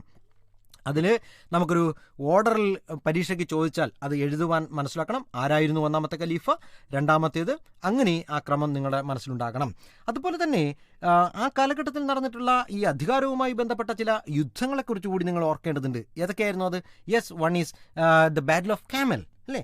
ബാറ്റിൽ ഓഫ് ക്യാമലിനെ കുറിച്ച് നിങ്ങൾ അറിഞ്ഞു വെച്ചിരിക്കും. ഇതിനോടകം തന്നെ നിങ്ങളത് വായിച്ചിട്ടും ഉണ്ടാകും എന്നതാണ്. അത് ആരൊക്കെ തമ്മിലായിരുന്നു എന്നറിയുക. അതായത് അലിയും ഐഷയും തമ്മിലായിട്ടായിരുന്നു. അതുപോലെ തന്നെ ബാറ്റിൽ ഓഫ് സിഫിൻ, അതും നിങ്ങളൊന്ന് ഓർത്തു വെച്ചുകൊള്ളുക. ഇനി ഈ മേഖലകളെക്കുറിച്ച് കൂടുതൽ പഠിക്കുവാൻ നമ്മൾ ശ്രമിക്കുമ്പോൾ അറിയേണ്ടുന്ന ഏറ്റവും ഇമ്പോർട്ടൻ്റ് ആയ മേഖലയാണ് ഉമയ്യദുകളെക്കുറിച്ച്. ഉമയ്യദുകൾ ആരായിരുന്നു? 5ാമത്തെ ഖലീഫയെക്കുറിച്ച് നമുക്ക് പറയുവാൻ 5ാമത്തെ ഖലീഫയായ മുഅവിയ, അദ്ദേഹമാണ് ഉമയ്യദ് വംശത്തിൻ്റെ ഒരു സ്ഥാപകൻ എന്ന് നിങ്ങൾക്കറിയാം. അദ്ദേഹം സെൻട്രൽ ഇസ്ലാമിക് ലാൻഡ്സിൻ്റെ തലസ്ഥാനം എങ്ങോട്ടേക്ക് മാറ്റിയെന്ന ദമാസ്കസിലേക്ക് മാറ്റിയ വ്യക്തിയായിരുന്നു. ഇനി നിങ്ങളത് വായിച്ചു പോകുമ്പോൾ അതിൻ്റെ ഒരു പ്രധാനപ്പെട്ട മേഖല അബ്ദുൾ മാലിക്, അറബി ഭാഷ ഭരണഭാഷയായി സ്വീകരിച്ചുകൊണ്ടുള്ള അബ്ദുൾ മാലിക്കിൻ്റെ സംഭാവനകളെക്കുറിച്ചിട്ടാണ്. അപ്പോൾ ഉമയ്യദ് ഭരണാധികാരിയായിട്ടുള്ള അബ്ദുൾ മാലിക്കിൻ്റെ ഭരണ സമ്പ്രദായങ്ങളെക്കുറിച്ച് കൂടി ഒന്ന് ഓർത്തു വെക്കണം. അപ്പോൾ ഖലീഫ ഭരണത്തിൽ പ്രചരിച്ചിരുന്ന നാണയമായിരുന്നു ദിനാർ എന്നും വെള്ളി നാണയമായിരുന്നു ദിറം എന്നും കൂടി അറിയുക. ദെൻ അബ്ബാസിദ് റവല്യൂഷനെ കുറിച്ച് നമുക്കൊന്ന് പറഞ്ഞു പോയാലോ? അബ്ബാസിദ് റവല്യൂഷൻ എന്ന് പറയുന്നത് ഏകദേശം നമ്മുടെ ഈ ഉമയ്യദുകളെ പരാജയപ്പെടുത്തിക്കൊണ്ട് അബ്ബാസുകളെ അധികാരത്തിൽ കൊണ്ടുവന്ന ഒരു പ്രസ്ഥാനമുണ്ടായിരുന്നു. ഏതായിരുന്നത്? യെസ്, ഇസ് ദവ. അപ്പം ഇങ്ങനെയുള്ള ചില കാര്യങ്ങൾ, ചില പ്രത്യേക പദങ്ങൾ നിങ്ങളുടെ പാഠപുസ്തകത്തിൻ്റെ ഉള്ളടക്കത്തിലുണ്ട്. അതെല്ലാം തന്നെ നിങ്ങളൊന്ന് നന്നായി ഈ പദങ്ങൾ ഓർത്തു വെക്കണം. ഇപ്പം കിഴക്കൻ ഇറാനിൻ്റെ ഖുറാസാൻ എന്ന സ്ഥലത്തായിരുന്നു ഈ അബ്ബാസിയ വിപ്ലവം, ആ റവല്യൂഷൻ പൊട്ടിപ്പുറപ്പെട്ടത്. അത് നിങ്ങൾക്ക് ഓർമ്മയിൽ വരുന്ന ഒന്നായിരിക്കും. അതുപോലെ തന്നെ ഖുറാസാൻ്റെ പ്രത്യേകതകളൊന്ന് ഓർത്തു വെച്ചോണം.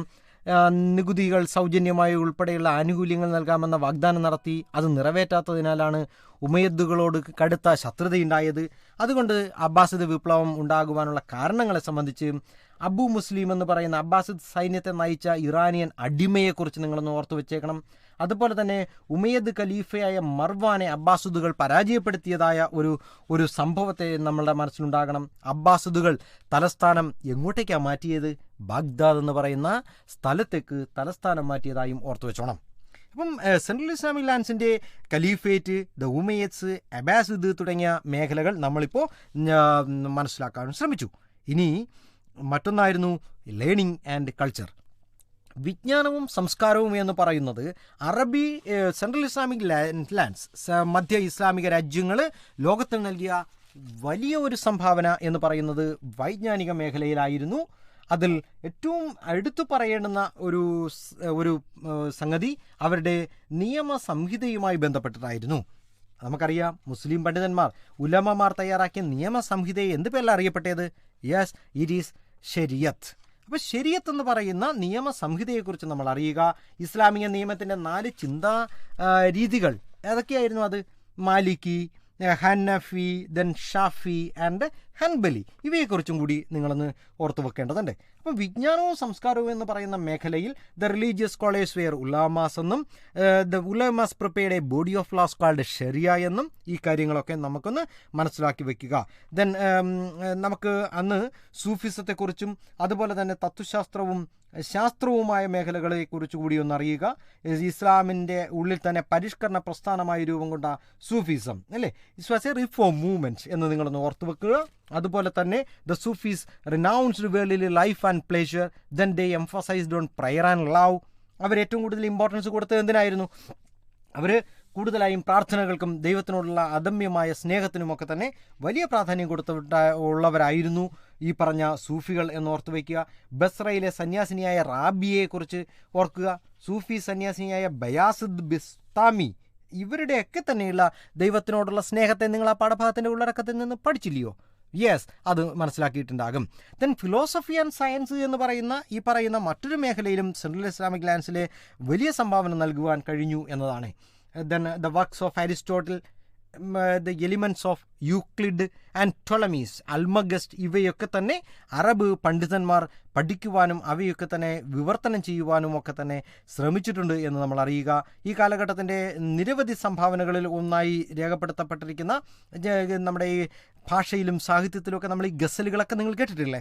ഗസലുകൾ, അതുപോലെ തന്നെ റുബായി അല്ലേ, കവിതകളും ഒക്കെ ഉൾപ്പെടുന്ന അവരുടെ വലിയ സംഭാവനകളെക്കുറിച്ച് ഓർത്തു വയ്ക്കുക. ദെൻ ഷാനാമയുടെ രചയിതാവായ ഫിർദൗസിയെക്കുറിച്ച് നമ്മൾ ഓർക്കേണ്ടതുണ്ട്.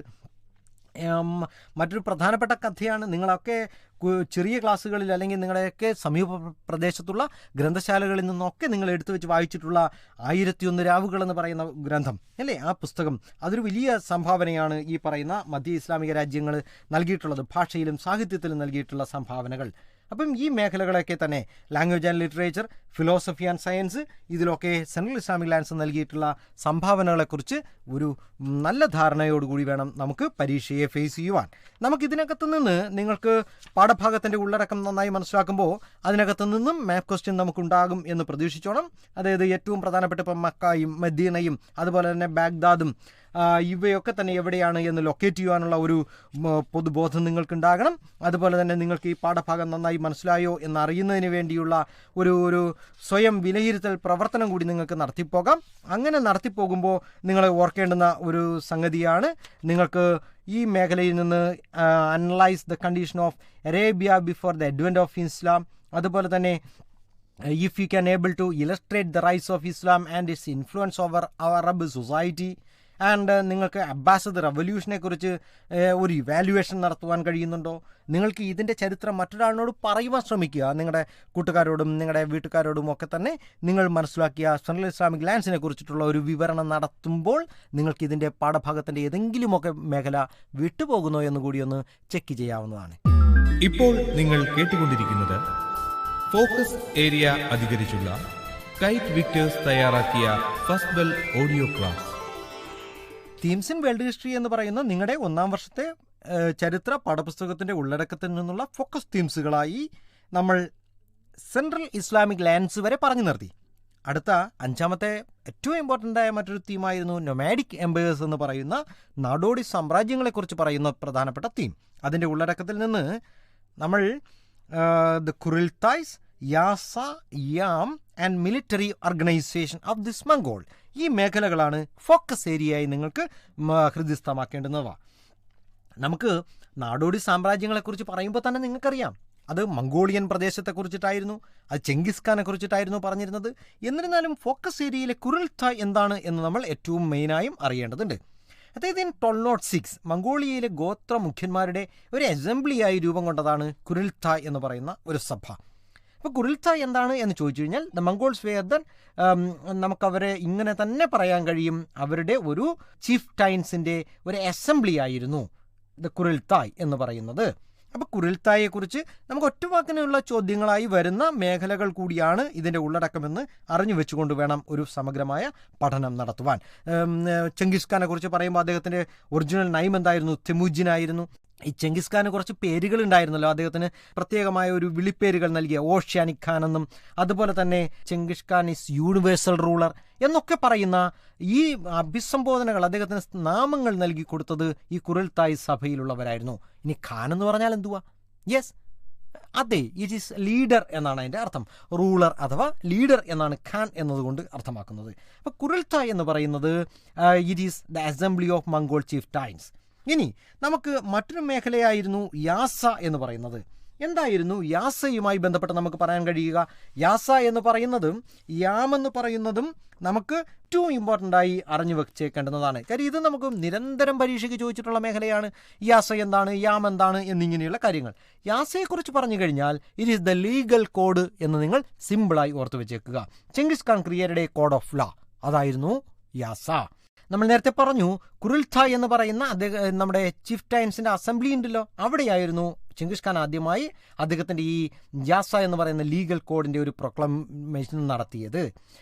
His law was called Yasa and the term Yasa means law or order.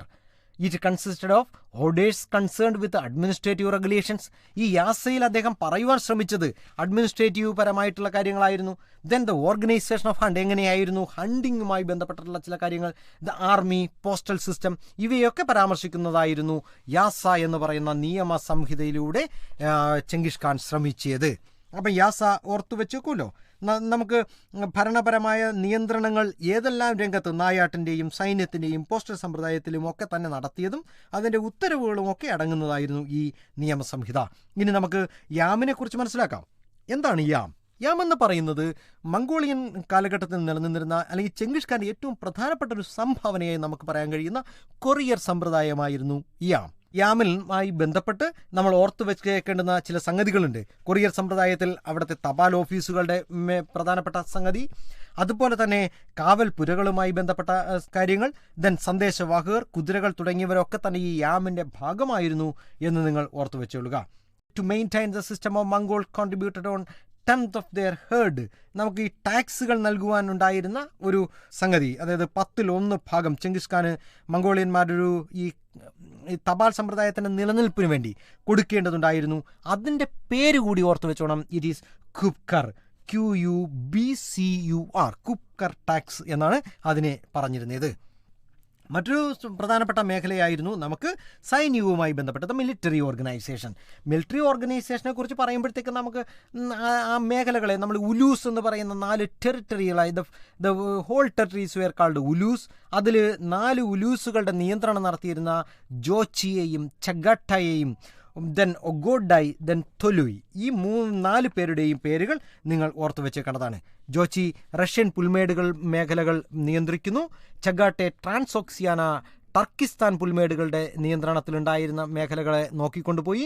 Then ഒഗോഡി എന്ന് പറയുന്ന ചെങ്കിസ് ഖാൻ്റെ തൊട്ടടുത്ത പിൻഗാമിയിട്ടായിരുന്നു. അതുപോലെ തന്നെ തുലൂയു പരമ്പരാഗത ഭൂമികളൊക്കെ തന്നെ നോക്കി നടത്തിയിരുന്നതായിരുന്നു. അപ്പോൾ ഇങ്ങനെ ഈ മേഖലകളെ വായിച്ചു മനസ്സിലാക്കുമ്പോൾ നിങ്ങൾക്ക് നൊമാഡിക് എംപയറിൽ നിന്നും പ്രധാനമായിട്ടും നിങ്ങൾക്ക് ഈ കാര്യങ്ങൾ ചെയ്യുവാൻ കഴിയുന്നുണ്ടോ? Identify the social and political background of the rise of Mongols. നിങ്ങൾക്കതിന് പറ്റുന്നുണ്ടോ?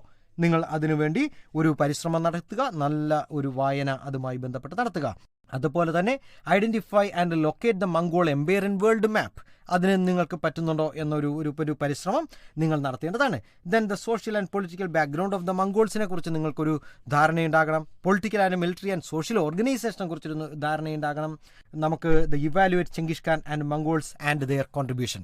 നിങ്ങൾ ഏറ്റവും ഇമ്പോർട്ടൻ്റ് ആയിട്ടും മംഗോൾസിൻ്റെയും ചെങ്കിസ് ഖാൻ്റെയും ഒക്കെ കോൺട്രിബ്യൂഷനെ നിങ്ങൾക്കൊരു ഇവാലുവേഷന് വിധേയമാക്കി നിങ്ങൾക്കത് പറ്റുന്നുണ്ട് എന്നുണ്ടെങ്കിൽ നിങ്ങൾ 5ാമത്തെ തീമായ നൊമാഡിക് എംപയേഴ്സ് പൂർണ്ണമായും മനസ്സിലാക്കിയെന്ന് കണക്കാക്കാം.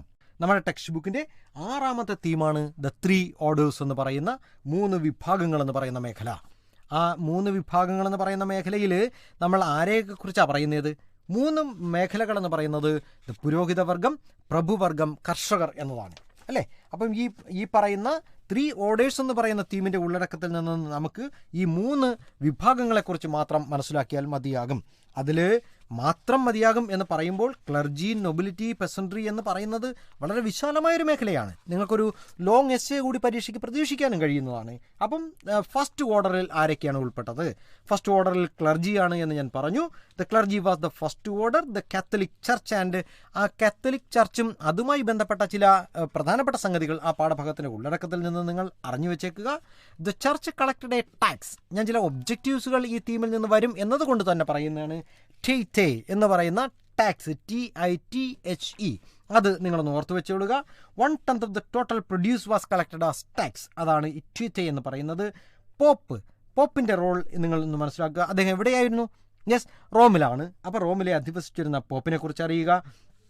അതുപോലെ തന്നെ നമുക്ക് ഈ ക്ലർജി എന്ന് പറയുന്ന മേഖലയിൽ നിന്ന് നമുക്ക് ചില കാര്യങ്ങൾ കൂടി അന്നത്തെ കാലഘട്ടത്തിലെ മങ്സിനെ കുറിച്ചും മൊണാസ്ട്രികളെക്കുറിച്ചും ഒന്ന് മനസ്സിലാക്കേണ്ടതുണ്ട്.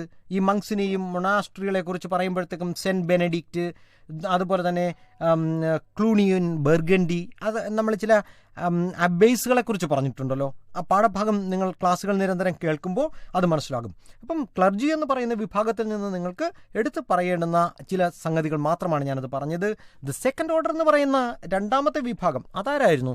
പ്രഭുവർഗം എന്ന് പറയുന്നത് നൊബിലിറ്റി ആയിരുന്നു.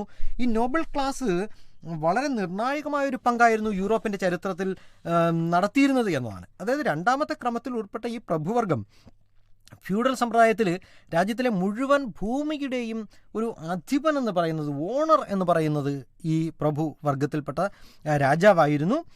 രാജാവ് ഭൂമി പ്രഭുക്കന്മാർക്ക് പതിച്ചു നൽകുകയാണ് ഉണ്ടാവുന്നത്.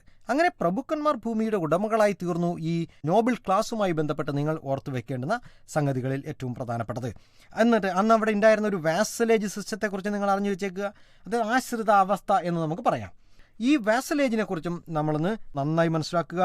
ദെൻ നമുക്ക് അന്നത്തെ കാലഘട്ടത്തിൽ നിലനിന്ന ചില ആചാരങ്ങളെക്കുറിച്ച്, പ്രത്യേകിച്ചും ചില നമുക്ക് ഈ ലിഖിത പ്രഭുക്കന്മാരും അവരുടെ ലീഡേഴ്സുമായി ബന്ധപ്പെട്ട് നടത്തിയിരുന്ന, അല്ലെങ്കിൽ രാജാവുമായി പ്രഭുക്കന്മാർ എങ്ങനെയായിരുന്നു ബന്ധപ്പെട്ടിരുന്നത്, ഉദാഹരണമായിട്ട് പറഞ്ഞു കഴിഞ്ഞാൽ ചില സെറിമണീസ് അത് എങ്ങനെയായിരുന്നു നടത്തിക്കൊണ്ട് പോയിരുന്നത്.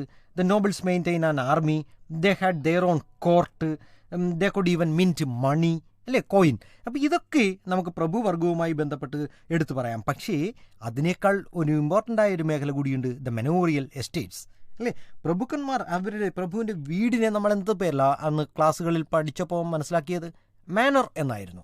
അപ്പം മെനോറിയൽ ഹൗസുകളെക്കുറിച്ചും മെനോറിയൽ എസ്റ്റേറ്റുകളെക്കുറിച്ചും നമ്മൾ ഓർത്ത് വെക്കേണ്ടതുണ്ട്.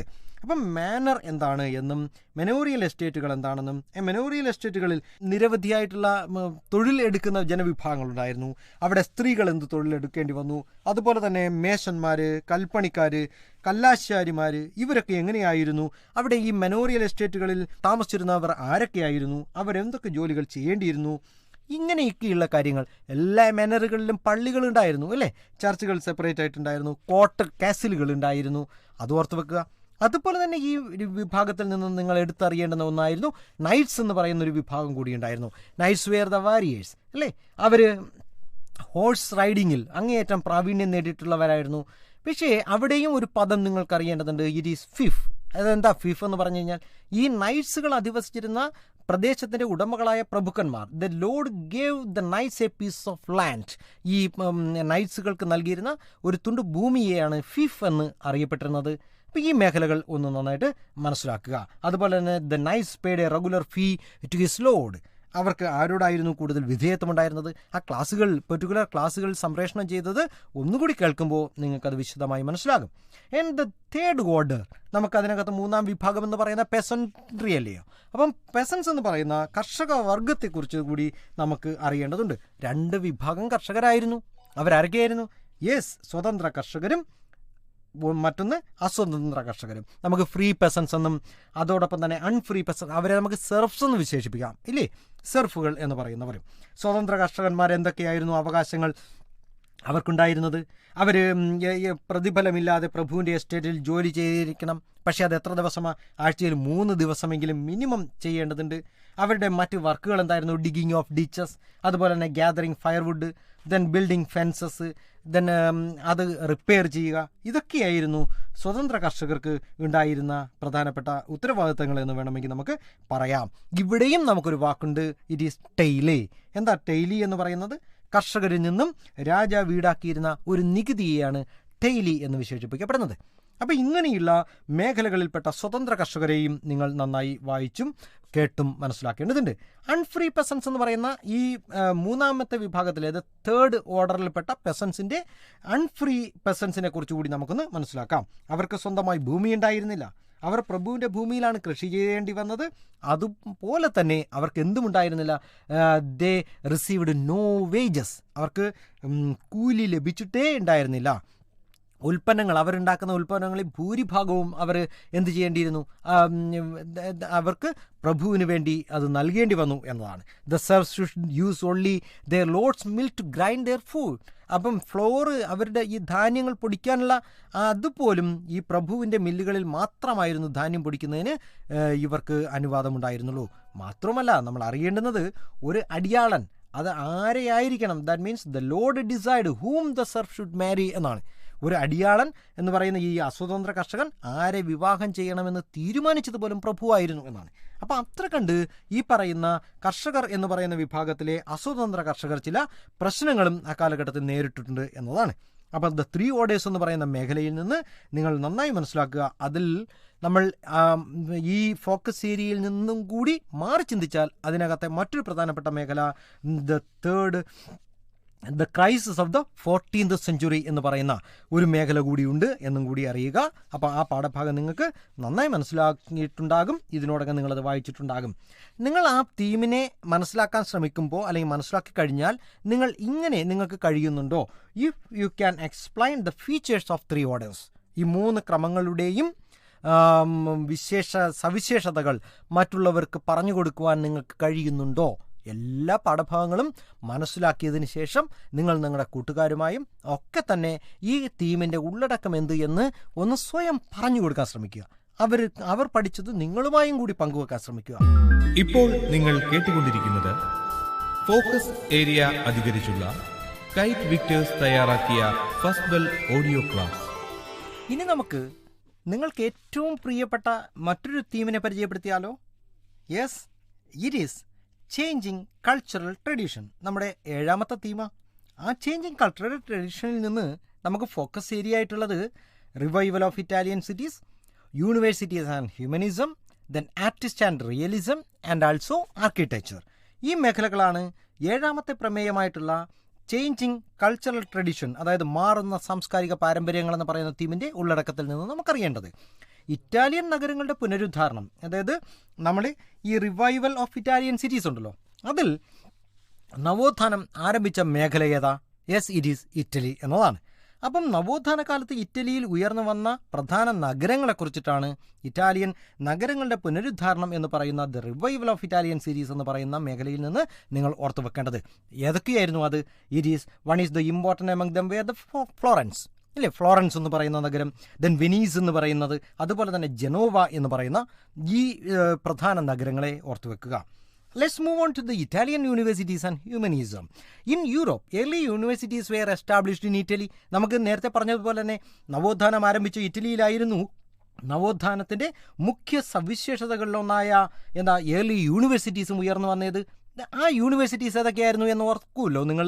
ഏതൊക്കെയാ? പദുവ, ദെൻ ബൊലോഗ്ന എന്നീ യൂണിവേഴ്സിറ്റികളെ നിങ്ങളുടെ മനസ്സിൽ നിർത്തേണ്ടതാണ്. മറ്റൊന്ന് ഇറ്റാലിയൻ സാഹിത്യകാരനായ പെട്രാർക്ക്. ഞാൻ പെട്രാർക്കിൻ്റെ പേര് പറഞ്ഞപ്പോൾ തന്നെ നിങ്ങൾ പറഞ്ഞു അദ്ദേഹം ആരാ? യെസ്, അദ്ദേഹമായിരുന്നു ഹ്യൂമനിസത്തിൻ്റെ പിതാവ് എന്ന് വിശേഷിപ്പിക്കപ്പെടാൻ യോഗ്യനായ വ്യക്തി. വ്യാകരണം, ചരിത്രം, കവിത, തത്വശാസ്ത്രം തുടങ്ങിയ വിഷയങ്ങൾ പഠിപ്പിച്ചിരുന്ന ആചാര്യന്മാരെ വിശേഷിപ്പിച്ചിരുന്ന ഒരു പേരായിരുന്നു ഹ്യൂമനിസ്റ്റ് എന്ന് പറയുന്നത്. അപ്പോൾ ഹ്യൂമനിസ്റ്റ് എന്ന് പറയുന്ന പദം ഉപയോഗിച്ചുകൊണ്ട് നമുക്ക് പറയാൻ കഴിയുന്നത് വ്യാകരണവും അതുപോലെ തന്നെ ചരിത്രം, കവിത, തത്വശാസ്ത്രം തുടങ്ങിയ വിഷയങ്ങൾ പഠിപ്പിച്ചിരുന്ന ആചാര്യന്മാരെയാണെന്ന് ഓർക്കേണ്ടതുണ്ട്. അതിൽ റോമിലെ അഭിഭാഷകനും പണ്ഡിതനുമായ സിസറോ, ഓർക്കുമോ? സിസറോ സംസ്കാരം എന്ന പദത്തിന് വളരെ പണ്ട് മുതൽക്കേ ഈ പദം ഉപയോഗിച്ചിരുന്നു എന്നാണ്. അപ്പം ചുരുക്കത്തിൽ ഹ്യൂമനിസം എന്ന് പറയുന്ന യഥാർത്ഥത്തിൽ എന്താ? നമ്മളൊക്കെ കേട്ടിട്ടുണ്ടല്ലോ, അതൊരു പാഠ്യ പദ്ധതി ആണ് എന്ന് വേണമെങ്കിൽ നമുക്ക് വിശേഷിപ്പിക്കാം. അപ്പം the term humanism was used many centuries ago by Roman lawyer and essayist. നമ്മൾ സിസറോയെ കുറിച്ച് പറഞ്ഞില്ലേ, അദ്ദേഹത്തിൻ്റെ കാര്യങ്ങളെ നിങ്ങളൊന്ന് ഓർത്തോണം. ദ ഫേമസ് റൈറ്റർ ഡാന്റേ അലിഗ്രി ആൻഡ് ദ പെയിൻറ്റർ ഗ്യോട്ടോ. നിങ്ങൾ കേട്ടിട്ടുണ്ടോ ഈ രണ്ടു പേരെയും? ഡാന്റേ അലിഗ്രിയെയും ഗിയോട്ടോ. ഇവർ ഫ്ലോറൻസിലെ 2 മഹാന്മാരായിരുന്നു. അവർ പ്രധാനപ്പെട്ട എഴുത്തുകാരനും ഒരാൾ ചിത്രകാരനും കൂടി ആയിരുന്നു.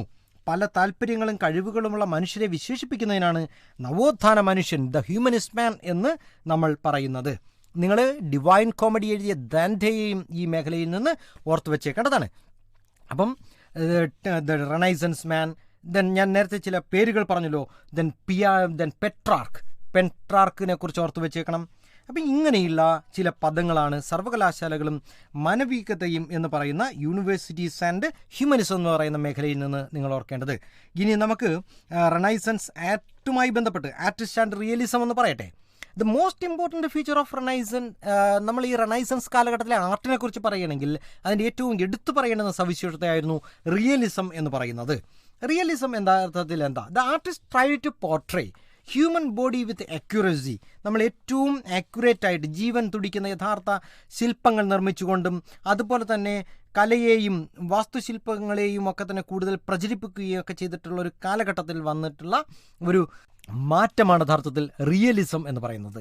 നമ്മൾ ആ മേഖലയിൽ നിന്ന് ഓർക്കേണ്ടുന്നത് ഡൊണാറ്റലോ എന്ന് പറയുന്ന വ്യക്തിയെക്കുറിച്ച് ഓർക്കുക. He was A famous sculptor in Florence. അതുപോലെ തന്നെ ആൻഡ്രി വെസേലിയസിനെ കുറിച്ച് ഓർത്ത് വെച്ചേക്കുക.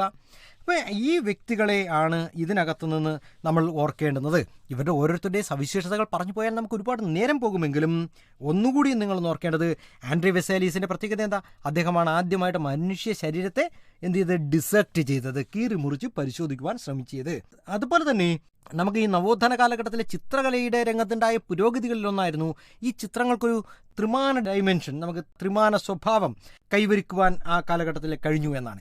വളരെ വലിയ പ്രത്യേകത നേടിയിട്ടുള്ള ചില എണ്ണച്ചായ ചിത്രങ്ങൾ ആ കാലഘട്ടത്തിലുണ്ടായിരുന്നു എന്നുകൂടി ഓർക്കേണ്ടതുണ്ട്. അപ്പം ഇത് അനാട്ടമിയിലും ജോഗ്രഫിയിലും ഫിസിക്സിലും അതുപോലെ തന്നെ the strong sense of beauty, അതായിരുന്നു ഒരു ഇറ്റാലിയൻ ആർട്ടിന് കൊടുത്തിട്ടുള്ള ഒരു ന്യൂ ക്വാളിറ്റി. ഇതിനെയാണ് റിയലിസം എന്ന് പറയുന്നതെന്നുള്ള ഒരു പൊതുബോധം നിങ്ങൾക്ക് ഉണ്ടാകണം. ദെൻ റെനൈസൻസ് ഇൻ ആർക്കിടെക്ചറുമായി എടുത്തു പറയാൻ നമുക്ക് എന്തൊക്കെ കഴിയുന്നു? യഥാർത്ഥത്തിൽ ആർക്കിടെക്ചറിനെ ആരാ പാറ്റർനൈസ് ചെയ്തത്? അതിനെ കൂടുതൽ പ്രോത്സാഹനം നൽകിയത് അന്നത്തെ മതമേധാവിയായ പോപ്പ് തന്നെ ചെയ്തു എന്നാണ്. അപ്പം ഈ പറയുന്ന റെനൈസൻസ് ആർട്ടിന് പോപ്പ് പാറ്റർനൈസ്ഡ് ആർക്കിടെക്ചർ എന്ന് നമുക്ക് ഒരു ഒറ്റ വാക്കിൽ പറയുവാൻ കഴിയും. There were some individuals who were skilled in painting. നമുക്ക് കലയിലും വാസ്തുശില്പകലയിലും ഒക്കെ വളരെയധികം പേര് കേട്ട വ്യക്തികളുണ്ടായിരുന്നു. ഞാൻ പറയാതെ തന്നെ നിങ്ങളുടെ മനസ്സിൽ ഓർമ്മ വന്നിട്ടുണ്ട്. മൈക്കൽ ആഞ്ചലോയെ നിങ്ങൾക്ക് ഓർമ്മയുണ്ട്. അതുപോലെ തന്നെ ലിയനാർഡോ ഡാവിൻസിയെ കുറിച്ച് നിങ്ങൾക്ക് ഓർമ്മയുണ്ട്. ഇവരുടെയൊക്കെ തന്നെ സംഭാവനകൾ ഏതെല്ലാം രംഗത്തുണ്ടായിരുന്നു എന്നുള്ളത് ഓർത്ത് വെച്ച് വെക്കുക. ഇപ്പം തന്നെ നമ്മളിപ്പോൾ ഈ ദ ലാസ്റ്റ് ജഡ്ജിമെൻറ്റ്, അതുപോലെ തന്നെ പിയത്ത, ഇതിനെയൊക്കെ തന്നെ അനശ്വരനാക്കിയ വ്യക്തിയായിരുന്നു നേരത്തെ പറഞ്ഞ മൈക്കൽ ആഞ്ചലോ. അതുപോലെ തന്നെ എന്തായിരുന്നു ലിയനാർഡോ ഡാവിൻസിയുടെ ഒരു കോൺട്രിബ്യൂഷൻ? അദ്ദേഹത്തിൻ്റെ ഏറ്റവും പ്രധാനപ്പെട്ട ഒരു വർക്കായിട്ട് ഉണ്ടായിരുന്നു. നിങ്ങളുടെയൊക്കെ തന്നെ മനസ്സിൽ വന്നു മൊണാലിസ എന്ന് പറയുന്നതും അതേപോലെ തന്നെ ദ ലാസ്റ്റ് സപ്പർ എന്നിവ. അതോടൊപ്പം നിങ്ങൾ ഓർത്തു വെച്ചേക്കേണ്ടുന്ന ചില പേരുകൾ കൂടിയുണ്ട്. ശില്പകലയിലും വാസ്തുകലയിലും ഒക്കെ തന്നെ വലിയ സംഭാവന നൽകിയ ഫിലിപ്പോ ബ്രുണലേഷിയെയും ആ ബ്രുണലേഷി ചെയ്ത സംഭാവനയെയും ഓർക്കേണ്ടതാണ്. അതായത് ഫ്ലോറൻസിലെ ഡോം അത് ഡിസൈൻ ചെയ്തത്, അതിൻ്റെ രൂപകൽപ്പന ചെയ്തത് ഫിലിപ്പോ ബ്രുണലേഷിയാണ് എന്നും ഓർത്ത് വെച്ച് വെക്കുക. അപ്പം നിങ്ങൾക്ക് ഏറ്റവും ഇഷ്ടപ്പെട്ട ഒരു ഭാഗമാണ്. ഒരു എസ് എ ക്വസ്റ്റ്യൻ തന്നെ ഈ മേഖലയിൽ നിന്ന് നിങ്ങൾക്ക് പ്രതീക്ഷിക്കാം. അതുപോലെ തന്നെ നിരവധി ഒബ്ജക്റ്റീവ് ടൈപ്പ് ക്വസ്റ്റ്യനും പ്രതീക്ഷിക്കാവുന്ന തീമാണ് ദ ചേഞ്ചിങ് കൾച്ചറൽ ട്രഡീഷൻ, മാറുന്ന പാരമ്പര്യം എന്ന് പറയുന്ന ഈ തീമിൻ്റെ ഉള്ളടക്കത്തിൽ നിന്ന് നമുക്ക് അറിയേണ്ടുന്നത്. നിങ്ങൾ ഈ പാഠഭാഗം മനസ്സിലാക്കിയിട്ടുണ്ടെന്നുണ്ടെങ്കിൽ നിങ്ങൾക്ക് റിവൈവൽ ഓഫ് ഇറ്റാലിയൻ സിറ്റീസിനെ കുറിച്ച് എക്സ്പ്ലെയിൻ ചെയ്യാൻ കഴിയും. അതുപോലെ തന്നെ നിങ്ങൾക്ക് ഹ്യൂമനിസത്തെക്കുറിച്ച് ഒരു ഐഡിയ നിങ്ങളുടെ മനസ്സിൽ രൂപം കൊണ്ടിട്ടുണ്ടാകും. അതുപോലെ തന്നെ ആ കാലഘട്ടത്തിലെ ആർട്ടിനെയും ആർക്കിടെക്ചറിനെയും ലിറ്ററേച്ചറിനെയും ഒക്കെ തന്നെ ഡിഫറൻഷിയേറ്റ് ചെയ്യുവാൻ നിങ്ങൾക്ക് കഴിയും. അതിന് നിങ്ങൾക്ക് പൂർണ്ണമായും കഴിയുന്നുണ്ടോ എന്നൊന്ന് പരിശോധിക്കുക. അതുപോലെ തന്നെ if you can able to locate the important Italian cities in the map, അതിനും കൂടി കഴിയുകയാണെന്നുണ്ടെങ്കിൽ ഞാൻ ഉറപ്പിച്ചു പറയുന്നു നിങ്ങൾക്ക് ചേഞ്ചിങ് കൾച്ചറൽ ട്രഡീഷൻ എന്ന് പറയുന്ന തീം വളരെ നന്നായി നിങ്ങളുടെ മനസ്സിൽ പതിഞ്ഞിട്ടുണ്ടാകും. നമുക്കിനി 8ാമത്തെ പ്രമേയത്തിലേക്ക് പോകാം. 8ാമത്തെ പ്രമേയം വളരെ വ്യത്യസ്തമായൊരു പ്രമേയമാണ് അല്ലേ? എന്തായിരുന്നു അത്? 2 കാര്യങ്ങളല്ലാണ് അത് നമുക്ക് വ്യത്യസ്തമെന്ന് പറയാൻ കഴിയുക. കാരണം അവിടെ നടന്നിട്ടുള്ളത് ഒരു ഏറ്റുമുട്ടലിൻ്റെ ചരിത്രമാണ് ആ തീം പ്രതിപാദിക്കുന്നത്. അതിൻ്റെ ടൈറ്റിൽ തന്നെ കേൾക്കുമ്പോൾ നിങ്ങൾക്ക് മനസ്സിലാകും. It is confrontation of culture, സംസ്കാരങ്ങളുടെ ഏറ്റുമുട്ടൽ. എവിടുത്തെ സംസ്കാരങ്ങൾ, എവിടെ നിലനിന്നിരുന്ന സംസ്കാരങ്ങൾ, ഞാൻ പറയാതെ നിങ്ങൾ പറഞ്ഞു കഴിഞ്ഞു. 3 സംസ്കാരങ്ങളെ കുറിച്ചിട്ടാണ് നമ്മൾ അതിനകത്ത് പറയുന്നത്. അതിലെ ഫോക്കസ് ഏരിയകൾ പറയട്ടെ ഞാൻ. Yes, they were this Aztecs, the Mayans and the Incas of Peru. അപ്പം മായൻസിനെ കുറിച്ചും അസ്റ്റക്കുകളെക്കുറിച്ചും ഇങ്കകളെക്കുറിച്ചും പ്രതിപാദിക്കുന്ന ദ കൺഫ്രണ്ടേഷൻ ഓഫ് കൾച്ചർ എന്ന് പറയുന്ന തീമാണ് ഇനി ഞാൻ നിങ്ങളെ കൂടുതൽ പരിചയപ്പെടുത്തുവാൻ ശ്രമിക്കുന്നത്. കൺഫ്രണ്ടേഷൻ ഓഫ് കൾച്ചറിൽ അസ്റ്റക്സിനെ കുറിച്ച് പറയുമ്പോൾ തന്നെ നിങ്ങൾക്കറിയാം എവിടെയായിരുന്നു അസ്റ്റക് സംസ്കാരം നിലനിന്നിരുന്നത്. Yes, is Mexico. അപ്പോൾ the centre of Aztec civilisation was the valley of Mexico. ഇനി ഈ മെക്സിക്കോ എന്ന് പറയുന്ന പദം എങ്ങനെയാണ് രൂപം കൊണ്ടത്? കറക്റ്റ്, മെക്സിറ്റിലി എന്ന് പറയുന്ന ഒരു ദേവന്റെ പേരിൽ നിന്നായിരുന്നു ഈ അസ്റ്റക് സമൂഹം നിലനിന്നിരുന്ന, ആ സംസ്കാരം നിലനിന്നിരുന്ന പ്രദേശത്തിന് മെക്സിക്കോ എന്ന പേര് ലഭിച്ചത്. എന്തായിരുന്നു അസ്റ്റക് സംസ്കാരത്തിൻ്റെ അല്ലെങ്കിൽ അവരുടെ സമൂഹത്തിൻ്റെ ഒരു പ്രത്യേകത? അവരുടെ സൊസൈറ്റി എന്ന് പറയുന്നത് ഒരു ഹൈറാർക്കിക്കലായിരുന്നു. അതുപോലെ തന്നെ നൊബിലിറ്റിയുടെ ഒരു ഡോമിനേഷൻ ഉണ്ടായിരുന്ന ഒരു സംസ്കാരമായിരുന്നു. ഈ കിങ്ങിനെ, അസ്റ്റക് സംസ്കാരത്തിൻ്റെ ഭാഗമായ അസ്റ്റക്കുകളുടെ രാജാവിനെ തിരഞ്ഞെടുത്തിരുന്നത് പോലും chosen from this nobility. And the king was considered. രാജാവിനെ എങ്ങനെയാണ് കണക്കാക്കിയിരുന്നത്? രാജാവിനെ അവർ വിശേഷിപ്പിച്ചിരുന്നത് ഭൂമിയിലെ സൂര്യൻ്റെ പ്രതിനിധി ആയിട്ടായിരുന്നു. The representative of sun on earth എന്നായിരുന്നു അസ്റ്റക്കുകൾ അവരുടെ രാജാവിനെ വിശേഷിപ്പിച്ചിരുന്നത്. ദെൻ ദ വാരിയേഴ്സ്, അവരുടെ സമൂഹത്തിൽ നിലനിന്നിരുന്ന മറ്റു വിഭാഗക്കാരായിരുന്നു. ഏറ്റവും പ്രധാനമായിട്ടും ഉണ്ടായിരുന്നതിൽ വാരിയേഴ്സ് ഉണ്ടായിരുന്നു, പ്രീസ്റ്റ്സ് ഉണ്ടായിരുന്നു, ആർട്ടിസ്റ്റുകൾ ഉണ്ടായിരുന്നു. Then as land was limited, നമ്മൾ ഏറ്റവും മറ്റൊരു എടുത്തു പറയേണ്ടുന്ന ഒരു സംഗതി, ഈ അസ്റ്റക് സമൂഹം നിലനിന്നിരുന്ന പ്രദേശത്ത് ഭൂമി വളരെ കുറച്ചേ ഉണ്ടായിരുന്നുള്ളൂ. എന്തിനു വേണ്ടിയുള്ള ഭൂമി? കൃഷിക്ക് ഉപയോഗപ്പെടുത്തുവാൻ കഴിയുന്ന ഭൂമി. അതുകൊണ്ട് തന്നെ ഇവരൊരു പ്രത്യേക ഒരു പ്രക്രിയ ഇവർ സ്വയം നടത്തുകയുണ്ടായി. അതിനെ പറയുന്നത് റെക്ലമേഷൻ എന്നാണ്, അതായത് വീണ്ടെടുക്കൽ പ്രക്രിയ. അതായത് ഭൂമി പരിമിതമായതിനാൽ അസ്റ്റക്കുകൾ ഭൂമിയെ വീണ്ടെടുത്തുകൊണ്ട്, അതായത് ഭൂമി കൂടുതൽ തയ്യാറാക്കിക്കൊണ്ട് കൃഷിക്ക് ഉപയുക്തമാക്കുന്ന രീതിയായിരുന്നു. അങ്ങനെ ചെയ്തതിൻ്റെ ഭാഗമായി വന്ന കൃത്രിമ ദ്വീപുകളെ നമ്മൾ എന്ത് പേരിലാണ് ക്ലാസ്സുകളിൽ കേട്ടത്? യെസ്, ചിനംബാസ്. ആ ചിനംബ എന്ന് പറയുന്ന കൃത്രിമ ദ്വീപുകളെ നിങ്ങൾ ഓർത്തു വെച്ചേക്കുക. ചിനമ്പകൾ എങ്ങനെ നിർമ്മിച്ചു എന്നറിഞ്ഞു വെച്ചേക്കണം. ആ ചിനമ്പുകളിൽ അസ്റ്റക്കുകൾ അവരുടെ തലസ്ഥാന നഗരമായ എന്ത് സ്ഥാപിച്ചു എന്ന ടെനോച്ചിറ്റ്ലാൻ അല്ലേ? അപ്പം 1325 എന്ന് പറയുന്ന പെർട്ടിക്കുലർ ഡേറ്റ് കൂടി ഒന്ന് ഓർത്ത് വെച്ചോളുക. ഇങ്ങനെ വളരെ പ്രത്യേകത നിറഞ്ഞ ഒരു സംസ്കാരമായിരുന്നു അസ്റ്റക്കുകൾ. അവരെന്തെല്ലാം കൃഷി ചെയ്തു എന്ന് നിങ്ങൾ ഓർക്കേണ്ടതുണ്ട്. ചോളം, ബീൻസ്, ഉരുളക്കിഴങ്ങ് ഇവയൊക്കെ തന്നെ അല്ലേ? ബീൻസ്, കോൺസ് ആൻഡ് പംകിൻ ഇത് ഉൽപ്പാദിപ്പിച്ചിരുന്ന ഒരു ജനസമൂഹമായിരുന്നു. ഈവൻ പൊട്ടറ്റോസും അവർ കൃഷി ചെയ്തിരുന്നു. അതുപോലെ തന്നെ ഭൂമിയുടെ ഉടമസ്ഥതയുമായി ബന്ധപ്പെട്ടൊക്കെ നമുക്ക് എടുത്തു പറയാൻ കഴിയുന്ന മറ്റൊരു സംഗതി എന്ന് പറയുന്നത് സ്ലേവറി സിസ്റ്റമാണ്. The land was owned by clans. നമുക്ക് ഈ വ്യക്തികൾക്കൊന്നും ഭൂമി ഉണ്ടായിരുന്നില്ല, അതെല്ലാം ക്ലാൻ വർഗ്ഗങ്ങൾ, ഒരു പ്രത്യേക ഭൂമിയുടെ ഉടമസ്ഥത നിലനിന്നിരുന്നത് കുലങ്ങൾക്കായിരുന്നു എന്ന് വേണമെങ്കിൽ പറയാം. അതുപോലെ തന്നെ ദ സ്ലേവറി സിസ്റ്റം അതും അക്കാലഘട്ടത്തിൽ നിലനിന്നിരുന്നു. മറ്റൊരു എടുത്തു പറയേണ്ടുന്ന അസ്റ്റക് സംസ്കാരവുമായി പറയേണ്ടുന്ന ഒരു കാര്യമുണ്ട്. ഈ അടിമകളെ കുറിച്ച് പറഞ്ഞതുകൊണ്ട് ഞാനൊന്ന് ചേർത്ത് പറയുകയാണ്. The poor they would often sell their children as slaves. വളരെ ദീർഘമേറിയ ഒരു കാലഘട്ടത്തിന് വേണ്ടിയൊന്നുമല്ല, പക്ഷേ ഈ ദരിദ്രരായവർ അവരുടെ മക്കളെ അടിമകളായി വിറ്റിരുന്നു. ദീർഘമേറിയ കാലഘട്ടത്തിലല്ല, ആവശ്യങ്ങൾ വരുമ്പോൾ അടിമകളായി വിൽക്കുന്നു, പിന്നെയും അത് അവരെ മടക്കിക്കൊണ്ട് വരുന്നു എന്ന രീതിയിലേക്കുള്ള ഒരു സമ്പ്രദായവും നിലനിന്നിരുന്നു. എന്നാൽ അസ്റ്റക്കുകളെക്കുറിച്ച് ഞാൻ ഇനി പറയാൻ പോകുന്ന മേഖല കുറച്ചുകൂടി നിങ്ങൾക്ക് ഹൃദയസ്ഥമാണ്. അത് അവരുടെ എഡ്യൂക്കേഷൻ രംഗത്ത് നൽകിയ സംഭാവനകളാണ്. വിദ്യാഭ്യാസ രംഗത്ത് അസ്റ്റക്കുകൾ നൽകിയ സംഭാവനകളെക്കുറിച്ച് പറയുമ്പോൾ അസ്റ്റക്കുകൾ വലിയ പ്രാധാന്യമാണ്. എല്ലാ കുട്ടികളെയും വിദ്യാലയത്തിൽ അയക്കുന്നു എന്നവർ ഉറപ്പുവരുത്തിയിരുന്നു അസ്റ്റക് സൊസൈറ്റീസ്. അതുകൊണ്ട് തന്നെ അക്കാലഘട്ടത്തിൽ എടുത്തു പറയേണ്ടുന്ന 2 വിദ്യാഭ്യാസ സ്ഥാപനങ്ങളെക്കുറിച്ചുകൂടി നമുക്കറിയേണ്ടതുണ്ട്. ഒന്ന് കൽമെക്കാക് എന്ന് പറയുന്നതും മറ്റൊന്ന് ട്രെപ്പോക്കലി എന്ന് പറയുന്നതുമായിരുന്നു. കൽമെക്കാക് എന്ന് പറയുന്നത് എന്താണ്? പ്രഭുക്കന്മാരുടെ മക്കൾ പഠിച്ചിരുന്ന വിദ്യാലയത്തെയാണ് കൽമെക്കാക് എന്നറിയപ്പെട്ടത്. സൈനിക നേതാവാകാം, മത നേതാവാകാൻ വേണമെങ്കിൽ അത്തരം ഒക്കെയുള്ള പരിശീലനമാണ് ഈ കൽമെക്കാക്കിൽ നൽകിയിരുന്നത്. എന്നാൽ ടെപ്പോക്കലിയിൽ നമ്മുടെ ഈ സമൂഹത്തിൻ്റെ മറ്റു വിഭാഗങ്ങളുണ്ടല്ലോ, ഓൾ അതർ ചിൽഡ്രൻസ്, നമ്മൾ നേരത്തെ പറഞ്ഞത് ആരെയാ നോബിൾ ക്ലാസ്സിൽ അല്ലെങ്കിൽ നൊബിലിറ്റി ആയിരുന്നു കൽമക്കാക്കിൽ പോയി പഠിക്കുകയും മറ്റുമൊക്കെ ചെയ്തതെങ്കിൽ ടെപ്പോക്കലിയിൽ പോയി പഠിച്ചിരുന്നവർ മറ്റ് വിഭാഗത്തിൽപ്പെട്ട കുട്ടികളായിരുന്നു. അവർക്ക് വിദ്യാഭ്യാസം നൽകിയിരുന്നത് അവർ ഏതൊക്കെ വിഷയത്തിലാണ് പഠിച്ചിരുന്നതെന്ന് പറഞ്ഞത്? ചരിത്രം അവിടെ പോയി പഠിച്ചിരുന്നു, ഐതിഹ്യങ്ങൾ പഠിച്ചിരുന്നു, റിലീജിയനെക്കുറിച്ച് പഠിച്ചിരുന്നു. ദെൻ ഇങ്ങേറ്റം നമുക്ക് ഈ ആചാരപരമായി ഈ സെറിമോണിയൽ സോങ്സ് ഉണ്ടല്ലോ, അതവർ അവിടെ പോയി പഠിച്ചിരുന്നു. ഇവയിലൊക്കെ തന്നെ അതിനോടൊപ്പം ആൺകുട്ടികൾക്കും പെൺകുട്ടികൾക്കുമായി പ്രത്യേക പരിശീലനവും നൽകിയിരുന്നു. ആൺകുട്ടികൾക്ക് സൈനിക പരിശീലനം ഈ ടെപ്പോക്കലിയിൽ നൽകിയപ്പോൾ പെൺകുട്ടികൾക്ക് പരിശീലനം നൽകിയിരുന്നത്? അവർക്ക് ഗാർഹിക ജോലികളും മറ്റുമൊക്കെ ചെയ്യുന്നതിനുള്ള പരിശീലനം നൽകിയിരുന്നു. ആൺകുട്ടികൾക്ക് കൃഷിയിലും വ്യാപാരത്തിലും കൂടി പരിശീലനം ഈ ടെപ്പോക്കലിയിൽ നിന്ന് കിട്ടിയിരുന്നു.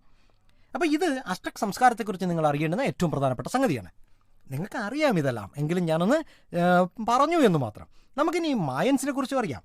ആരായിരുന്നു മായൻസ്? മായൻ കൾച്ചറും എവിടെയാണ് നിലനിന്നിരുന്നത്? യെസ്, ഇൻ സെൻട്രൽ അമേരിക്ക, മധ്യ അമേരിക്കയിലെ മെക്സിക്കോയിൽ നിലനിന്നിരുന്ന മറ്റൊരു സംസ്കാരമായിരുന്നു മായൻസ് എന്ന് പറയുന്നത്. ദ കോൺ കൾട്ടിവേഷൻ, അവരെക്കുറിച്ച് നമ്മൾ ഏറ്റവും കൂടുതൽ എടുത്ത് പറയേണ്ടുന്നത് ഈ അവരുടെ കോൺ കൃഷിയുമായി ബന്ധപ്പെട്ട ചില പ്രവർത്തനങ്ങളായിരുന്നു. അതുമായി ബന്ധപ്പെട്ട അവരുടെ റിലീജിയസ് സെറിമണീസിനെ കുറിച്ച് നിങ്ങൾ ഓർത്ത് വെച്ചേക്കേണ്ടതാണ്. കോൺ കൾട്ടിവേഷനും അതുപോലെ തന്നെ അതുമായി ബന്ധപ്പെട്ട ചില ആചാരങ്ങളും സെറിമണീസും നിങ്ങൾ ഓർക്കേണ്ടതുണ്ട്.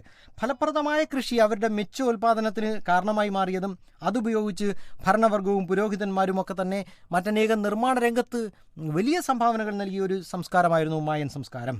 അവർ ഏതെല്ലാം രംഗത്ത് മറ്റ് സംഭാവനകൾ നൽകിയെന്നും കൂടി നമ്മൾ ഒന്ന് ഓർത്ത് വെച്ചേക്കേണ്ടതുണ്ട്. മായൻസ് ഒരു എഴുത്തുവിധിയിൽ ഒരു പിക്ടോഗ്രാഫിക് സ്റ്റൈൽ ഓഫ് റൈറ്റിംഗ് പിന്തുടർന്നവരായിരുന്നു മായൻ ജനത.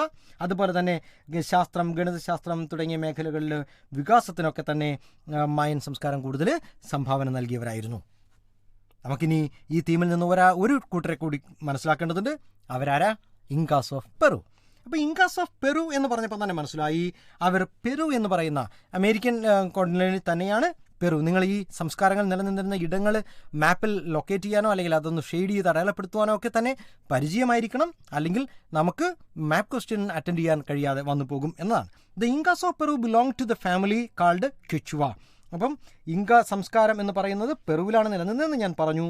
അതുപോലെ തന്നെ അവരുടെ ഭാഷ ക്വിച്ചുവ എന്ന് പറയുന്ന ഭാഷയുണ്ടായിരുന്നു. അവരുടെ ഏറ്റവും പ്രധാനപ്പെട്ട ഭരണാധികാരി, അവരുടെ ആദ്യത്തെ ഇൻക ഭരണാധികാരി ആര് എന്ന് ചോദിച്ചു കഴിഞ്ഞാൽ ഇറ്റ് ഈസ് മാങ്കോ കപ്പാക്ക് എന്ന് ഓർത്ത് വെച്ച് വെക്കണം. ഇൻക എന്ന് പറയുന്ന വാക്കിൻ്റെ അർത്ഥം ലോർഡ് അല്ലെങ്കിൽ റൂളർ എന്നാണ്. അത് ഞാൻ പറയാതെ നിങ്ങൾക്കറിയാം. അവരുടെ ക്യാപിറ്റൽ സിറ്റിയെ കുസ്കോ എന്നാണ് പറയുക, അല്ലേ? അവരുടെ ക്യാപിറ്റൽ സിറ്റി അതായിരുന്നു എന്ന് ഓർക്കേണ്ടതുണ്ട്.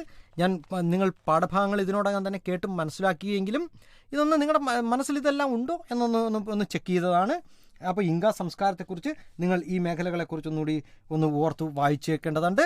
അവരുടെ കൃഷി രീതിയെക്കുറിച്ച്, അവരുടെ ഈ റോഡ് നിർമ്മാണങ്ങളെക്കുറിച്ച്, അവരുടെ കൽപ്പാടുകൾ ഫ്ലേക്കിംഗ് രീതികളെക്കുറിച്ച്, അവർ വീവിങ്ങിലും പോട്ടറിയിലും വലിയ സംഭാവന നൽകിയവരായിരുന്നു.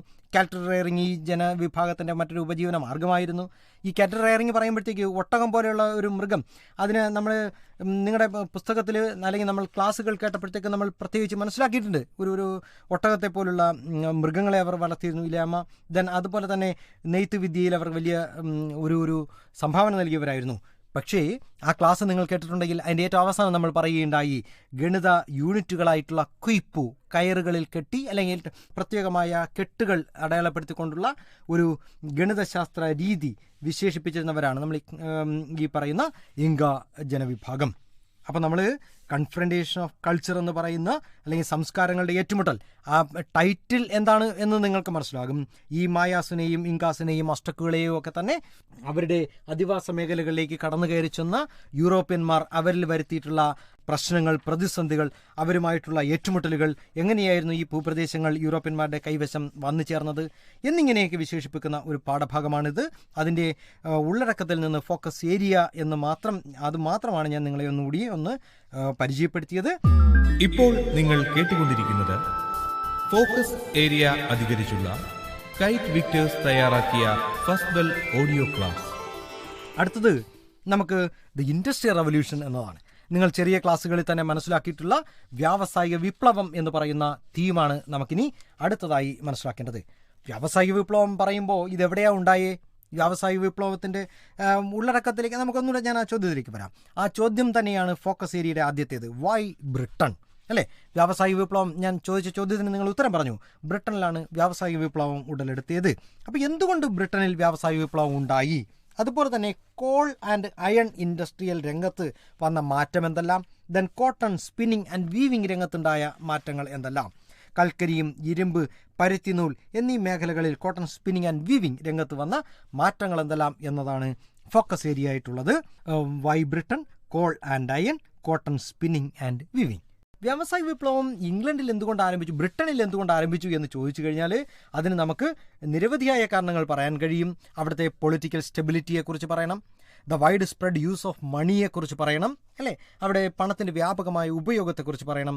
Then the impact of agriculture revolution, നമ്മൾ മുമ്പ് കേട്ടിട്ടുണ്ടല്ലോ കാർഷിക വിപ്ലവം. ആ കാർഷിക വിപ്ലവം വരുത്തിയ സ്വാധീനം, അതുപോലെ തന്നെ പട്ടണങ്ങളുടെയും വ്യാപാര ധന ഇടപാടുകളുടെയൊക്കെ തന്നെ ഒരു കടന്നുവരവ്, പട്ടണങ്ങൾ, വ്യാപാരം, ധനം ഇവയൊക്കെ തന്നെ ലണ്ടൻ കേന്ദ്രീകരിച്ച് അല്ലെങ്കിൽ ബ്രിട്ടൻ കേന്ദ്രീകരിച്ച് ഉയർന്നു വന്നു എന്നത് ഇതിൻ്റെ മറ്റൊരു സവിശേഷതയാണ്. അതുപോലെ തന്നെ നമുക്ക് ജനസംഖ്യ പെരുപ്പത്തെക്കുറിച്ച് വേണമെങ്കിൽ പറയാം. അതുപോലെ the geographical location of this country, availability of raw materials, യഥേഷ്ടം ഈ അസംസ്കൃത വസ്തുക്കൾ കിട്ടുവാൻ ബ്രിട്ടന് കഴിഞ്ഞു എന്നതാണ്. അതുപോലെ തന്നെ കോളനികളുടെ ഒരു സാന്നിധ്യം. ബ്രിട്ടൻ അനേകം കോളനികൾ സ്വന്തമായി വെച്ചിരുന്ന ഒരു രാജ്യമായിരുന്നു. നമുക്ക് ഇതൊക്കെ തന്നെ ഉൽപ്പാദിപ്പിക്കുന്ന സംഗതികൾ വിൽക്കണ്ടയോ? അപ്പോൾ അതിന് പറ്റാവുന്ന മാർക്കറ്റുകളുടെ ഒരു വളർച്ച, അതുപോലെ തന്നെ ഗുഡ് ട്രാൻസ്പോർട്ട് നെറ്റ്വർക്ക്സ്, നമുക്ക് ഈ വ്യാവസായിക വിപ്ലവത്തിൻ്റെ ഭാഗമായി തന്നെ നമ്മൾ ഇനി വിശദീകരിക്കാൻ പോകുന്ന ഒരു മേഖലയാണ്. മികച്ച ഗതാഗത ശൃംഖല ഉണ്ടാക്കി വെച്ചു. അതുപോലെ തന്നെ മൈഗ്രേഷൻ, നമ്മൾ ഈ പട്ടണങ്ങളിലേക്ക് താമസിക്കുവാനായിട്ട് കുടിയേറി പാർക്കുവാൻ ആഗ്രഹിച്ച ഒരു ജനസമൂഹത്തിൻ്റെ സാന്നിധ്യം, ഇതെല്ലാമായിരുന്നു വ്യാവസായിക വിപ്ലവം ബ്രിട്ടനിൽ ഉണ്ടാകുവാൻ പ്രധാനപ്പെട്ട കാരണമെന്ന് നിങ്ങൾ ഇതിനോടകം പഠിച്ചു. ഞാനൊന്ന് വേഗം പറഞ്ഞു എന്ന് മാത്രം.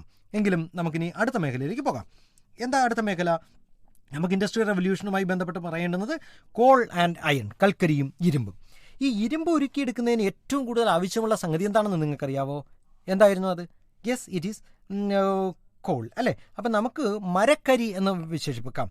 എന്നാൽ ഈ മരക്കരി ലഭ്യമാകുന്നതിന് ഉണ്ടായ ചില പ്രശ്നങ്ങൾ, അതുപോലെ തന്നെ ഈ ഉറപ്പില്ലാത്ത മരക്കരി വിദൂരദേശങ്ങളിലേക്കൊക്കെ കൊണ്ടുപോകണ്ടേ, അതിനൊക്കെ പ്രയാസകരമായ ഒരു സാഹചര്യം ബ്രിട്ടനിലുണ്ടായി, ലണ്ടനിലുണ്ടാകുകയും അതിൻ്റെ ഭാഗമായിട്ട് ഇതിന് ഇത് ഉപയോഗിച്ച് ഈ ഇരുമ്പിനെ നമ്മൾ മെൽറ്റ് ചെയ്യില്ലയോ, ആ മെൽറ്റിംഗ് ഘട്ടത്തിൽ വളരെ ഗുണനിലവാരം കുറഞ്ഞ ഈ അയൺ മാത്രമായിരുന്നു മെൽറ്റ് ചെയ്തെടുക്കുവാൻ കഴിഞ്ഞത്. അപ്പോൾ ഈ പൂർ ക്വാളിറ്റി അയൺ ഉൽപ്പാദിപ്പിക്കുവാനായിട്ട് മാത്രമായിരുന്നു അവർക്ക് കഴിഞ്ഞത്.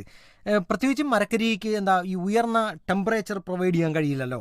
അപ്പോൾ ഈ പ്രശ്നത്തിന് പരിഹാരം കാണുവാൻ നമ്മൾ ഏത് മേഖലയാണ് പറയുന്നത്? കൽക്കരിയും ഇരുമ്പും എന്ന് പറയുന്ന മേഖലയാണ്. ഇതിന്, അതായത് ഇത്തരത്തിലുള്ള ഈ പ്രോബ്ലംസിനെ പരിഹരിക്കുവാൻ കഴിഞ്ഞ ഒരു ഫാമിലി ഉണ്ടായിരുന്നു ബ്രിട്ടൻ. അതായിരുന്നു ഡർബി കുടുംബം. അപ്പം ലോക സംസ്കരണ വ്യവസായ രംഗത്ത് നമുക്ക് ഒരു റവല്യൂഷണറി ചേഞ്ച് തന്നെ കൊണ്ടുവന്ന ഒരു ഫാമിലി ആയിരുന്നു ഡർബി ഫാമിലി. അതിനകത്ത് ആദ്യത്തെ ഡർബി എബ്രഹാം ഡർബി എന്ന് പറയും. അദ്ദേഹം ഈ ബ്ലാസ്റ്റ് ഫർണസ് നിർമ്മിച്ചു എന്നാണ്. ഇപ്പോൾ ബ്ലാസ്റ്റ് ഫർണസ് ഉണ്ടാക്കിയ നമ്മൾ ഈ പാഠഭാഗത്ത് നിങ്ങൾ പഠിച്ചപ്പോൾ നിങ്ങൾക്ക് ഒരു ചാർട്ട് പോലെ പ്രിപ്പയർ ചെയ്യാനോ അല്ലെങ്കിൽ നിങ്ങളുടെ മനസ്സിൽ ഇതിനെല്ലാം ഒരു ക്രമപ്പെടുത്തിയിട്ടുണ്ടാകും. ഒരു ക്രൊണോളജിക്കൽ ഓർഡറിൽ, അല്ലെങ്കിൽ അതിൻ്റെ ഇയർ ബേസ്ഡ്, ആര് എന്ത് കണ്ടുപിടിച്ചു, പുതിയ കണ്ടുപിടുത്തങ്ങൾ എന്തെല്ലാം എന്നീ കാര്യങ്ങളെ സംബന്ധിച്ചുള്ള ഒരു ചാർട്ടിൻ്റെ രൂപത്തിലായിരിക്കാം നിങ്ങൾ ഇവയെല്ലാം തന്നെ പഠിച്ചിട്ടുണ്ടാവുക. അതെല്ലാം നിങ്ങൾ മനസ്സിലാക്കുവാൻ ശ്രമിച്ച് നിങ്ങൾ ഈ ചാർട്ടുകളൊക്കെ നിങ്ങൾ ഇപ്പം നിങ്ങളുടെ വീടിൻ്റെ ചുമരുകളിൽ തൂക്കിയിട്ടിട്ടുണ്ടാവും, ഇല്ലയോ? അപ്പോൾ ആദ്യത്തെ ഡർബിയായ എബ്രഹാം ഡർബി ബ്ലാസ്റ്റ് ഫർണസ് കണ്ടെത്തുന്നു.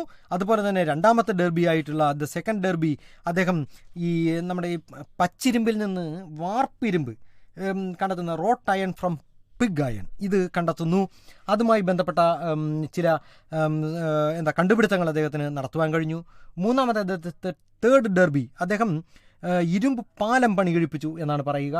നമുക്ക് ഈ ഇരുമ്പ് പാലങ്ങളുടെ കണ്ടുപിടുത്തം. ദെൻ ഹെൻറി കോട്ട് ഉരുക്കിയ ഇരുമ്പിൽ നിന്ന് മാലിന്യം നീക്കം ചെയ്യാനുള്ള ഈ പുഡിംഗ് ഫർണസ് ഉണ്ടല്ലോ, അത് കണ്ടെത്തുന്നു.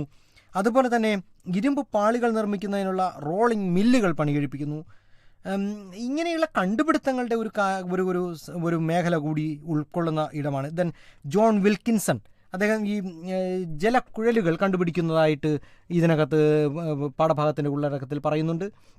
അപ്പം ഈ കണ്ടുപിടുത്തങ്ങൾ നടത്തിയതുമായി ബന്ധപ്പെട്ട കാര്യങ്ങളാണ് നിങ്ങൾക്ക് അതിൽ നിന്ന് പറയാനുള്ളത്. അതേപോലെ തന്നെയാണ് അടുത്ത മേഖലയായിട്ടുള്ളതും. Cotton and spinning and weaving. ഈ കോട്ടൺ സ്പിന്നിങ് ആൻഡ് വീവിങ് മേഖലയിൽ നിന്നും നമുക്ക് പറയാനുള്ളത് ഇത്തരം കണ്ടുപിടുത്തങ്ങൾ തന്നെയാണ്. അതിൻ്റെ ഇയറുകൾ നിങ്ങളൊന്ന് ഓർത്ത് വെച്ചോണം. അതായത് major inventions in textile industry, നമ്മുടെ ഈ പറഞ്ഞ പോലെ പരുത്തി നൂൽപ്പും നെയ്ത്തും എന്ന് പറയുന്ന മേഖലയിലെ വ്യവസായത്തിൻ്റെ തുണി വ്യവസായം, അതുമായി ബന്ധപ്പെട്ട ഏറ്റവും പ്രധാനപ്പെട്ട കണ്ടുപിടുത്തങ്ങൾ നടത്തിയിട്ടുള്ള ആരെല്ലാം? ഫ്ലൈയിങ് ഷട്ടിൽ കണ്ടുപിടിച്ചതും സ്പിന്നിങ് ജെന്നി കണ്ടെത്തിയതും. ഞാൻ അവരുടെയൊക്കെ പേരുകൾ പറയണോ? എന്നാൽ പറഞ്ഞു പോകാം. ഫ്ലൈയിങ് ഷട്ടിൽ കണ്ടുപിടിച്ചത് ജോൺ കീ ആയിരുന്നു. സ്പിന്നിങ് ജെന്നി കണ്ടുപിടിച്ചത് ജെയിംസ് ഹർഗ്രീവ്സ് ആയിരുന്നു. റിച്ചാർഡ് ആർക്രൈറ്റ് ആയിരുന്നു വാട്ടർ ഫ്രെയിം കണ്ടുപിടുത്തം നടത്തിയത്. മ്യൂൾ കണ്ടുപിടിച്ചത് സാമുവൽ ക്രോംപ്റ്റൺ ആയിരുന്നു. അതുപോലെ തന്നെ പവർലൂം കണ്ടെത്തുന്നത് എഡ്മണ്ട് കോർട്ട്റൈറ്റ് ആണ്. ദെൻ റിച്ചാർഡ് ആർക്രൈറ്റ് ഉണ്ട്, അദ്ദേഹം കണ്ടുപിടിച്ചത് വാട്ടർ ഫ്രെയിം. അപ്പോൾ ഇങ്ങനെയുള്ള കണ്ടെത്തലുകളുമായി ബന്ധപ്പെട്ട ഒരു ധാരണ നിങ്ങൾക്ക് കൃത്യമായിട്ടുണ്ടായാൽ ഏത് തീം നിങ്ങളിലെത്തും? Yes, industrial revolution. അപ്പം 9ാമത്തെ പ്രമേയം നിങ്ങളുടെ കയ്യിൽ കിട്ടിയില്ലയോ? അപ്പോൾ ഇനി ഇതുമായി ബന്ധപ്പെട്ട ക്ലാസ്സുകൾ നിരന്തരം കേൾക്കണം. എന്നിട്ട് നമുക്ക് 10ാമത്തെ പ്രമേയത്തിലേക്ക് പോകാം. 10ാമത്തേത് നമുക്ക് മൊത്തം പാഠഭാഗത്തിൽ 11 തീമുകളാണ്. 10ാമത്തെ തീം ഡിസ്പ്ലേസിങ് ഇൻഡിജീനിയസ് പീപ്പിൾ, അതായത് തദ്ദേശീയരായ ജനവിഭാഗങ്ങളുടെ ഒരു സ്ഥാനഭ്രംശം എന്ന് വേണമെങ്കിൽ നമുക്കതിനെ മലയാളത്തിൽ പറയാം. അപ്പം ഡിസ്പ്ലേസിങ് ഇൻഡിജീനിയസ് പീപ്പിൾ എന്ന് പറയുന്ന മേഖലയിൽ നമുക്ക് ഏറ്റവും ഫോക്കസ് ഏരിയയായി പറയാനുള്ളത് ഗോൾഡ് റഷും ഗ്രോത്ത് ഓഫ് ഇൻഡസ്ട്രീസുമാണ്. തദ്ദേശീയ ജനതയുടെ സ്ഥാനഭ്രംശം എന്ന് പറയുന്ന ഭാഗത്തെ ഗോൾഡ് റഷ് എന്ന് പറയുന്നതിൻ്റെ മലയാളം എന്താ? സ്വർണത്തിന് വേണ്ടിയിട്ടുള്ള ഒരു റഷ്, അതായത് ഇടിച്ചു കയറ്റം അല്ലെങ്കിൽ ഇരമ്പി കയറുക, ഇരച്ചു കയറുക എന്നൊക്കെ വേണമെങ്കിൽ പറയാം. എന്തിനായിട്ടായിരുന്നു? അതായത് 1840കളിൽ അമേരിക്കയിലെ കാലിഫോർണിയയിൽ സ്വർണത്തിൻ്റെ നിക്ഷേപം കണ്ടെത്തുകയാണ്. അപ്പോൾ അമേരിക്കയിൽ ഈ സ്വർണ്ണ നിക്ഷേപം കണ്ടെത്തുന്നു എന്ന് പറയുമ്പോഴത്തേക്ക് ഈ കണ്ടെത്തലാണ് യഥാർത്ഥത്തിൽ ഗോൾഡ് റഷിലേക്ക് കാര്യങ്ങൾ കൊണ്ടു ചെന്നെത്തിക്കുന്നത്. അത് എത്രയും പെട്ടെന്ന് സമ്പന്നരാവുക, ആളുകൾക്ക് അങ്ങനെയൊക്കെ താല്പര്യമുണ്ടോ? വളരെ നിയമാനുസൃതമായ മാർഗങ്ങളിലൂടെ നമ്മൾ സമ്പന്നരാകുന്നതിന് തെറ്റൊന്നുമില്ല. പക്ഷേ ഇവിടെ എന്താ സംഭവിച്ചത്?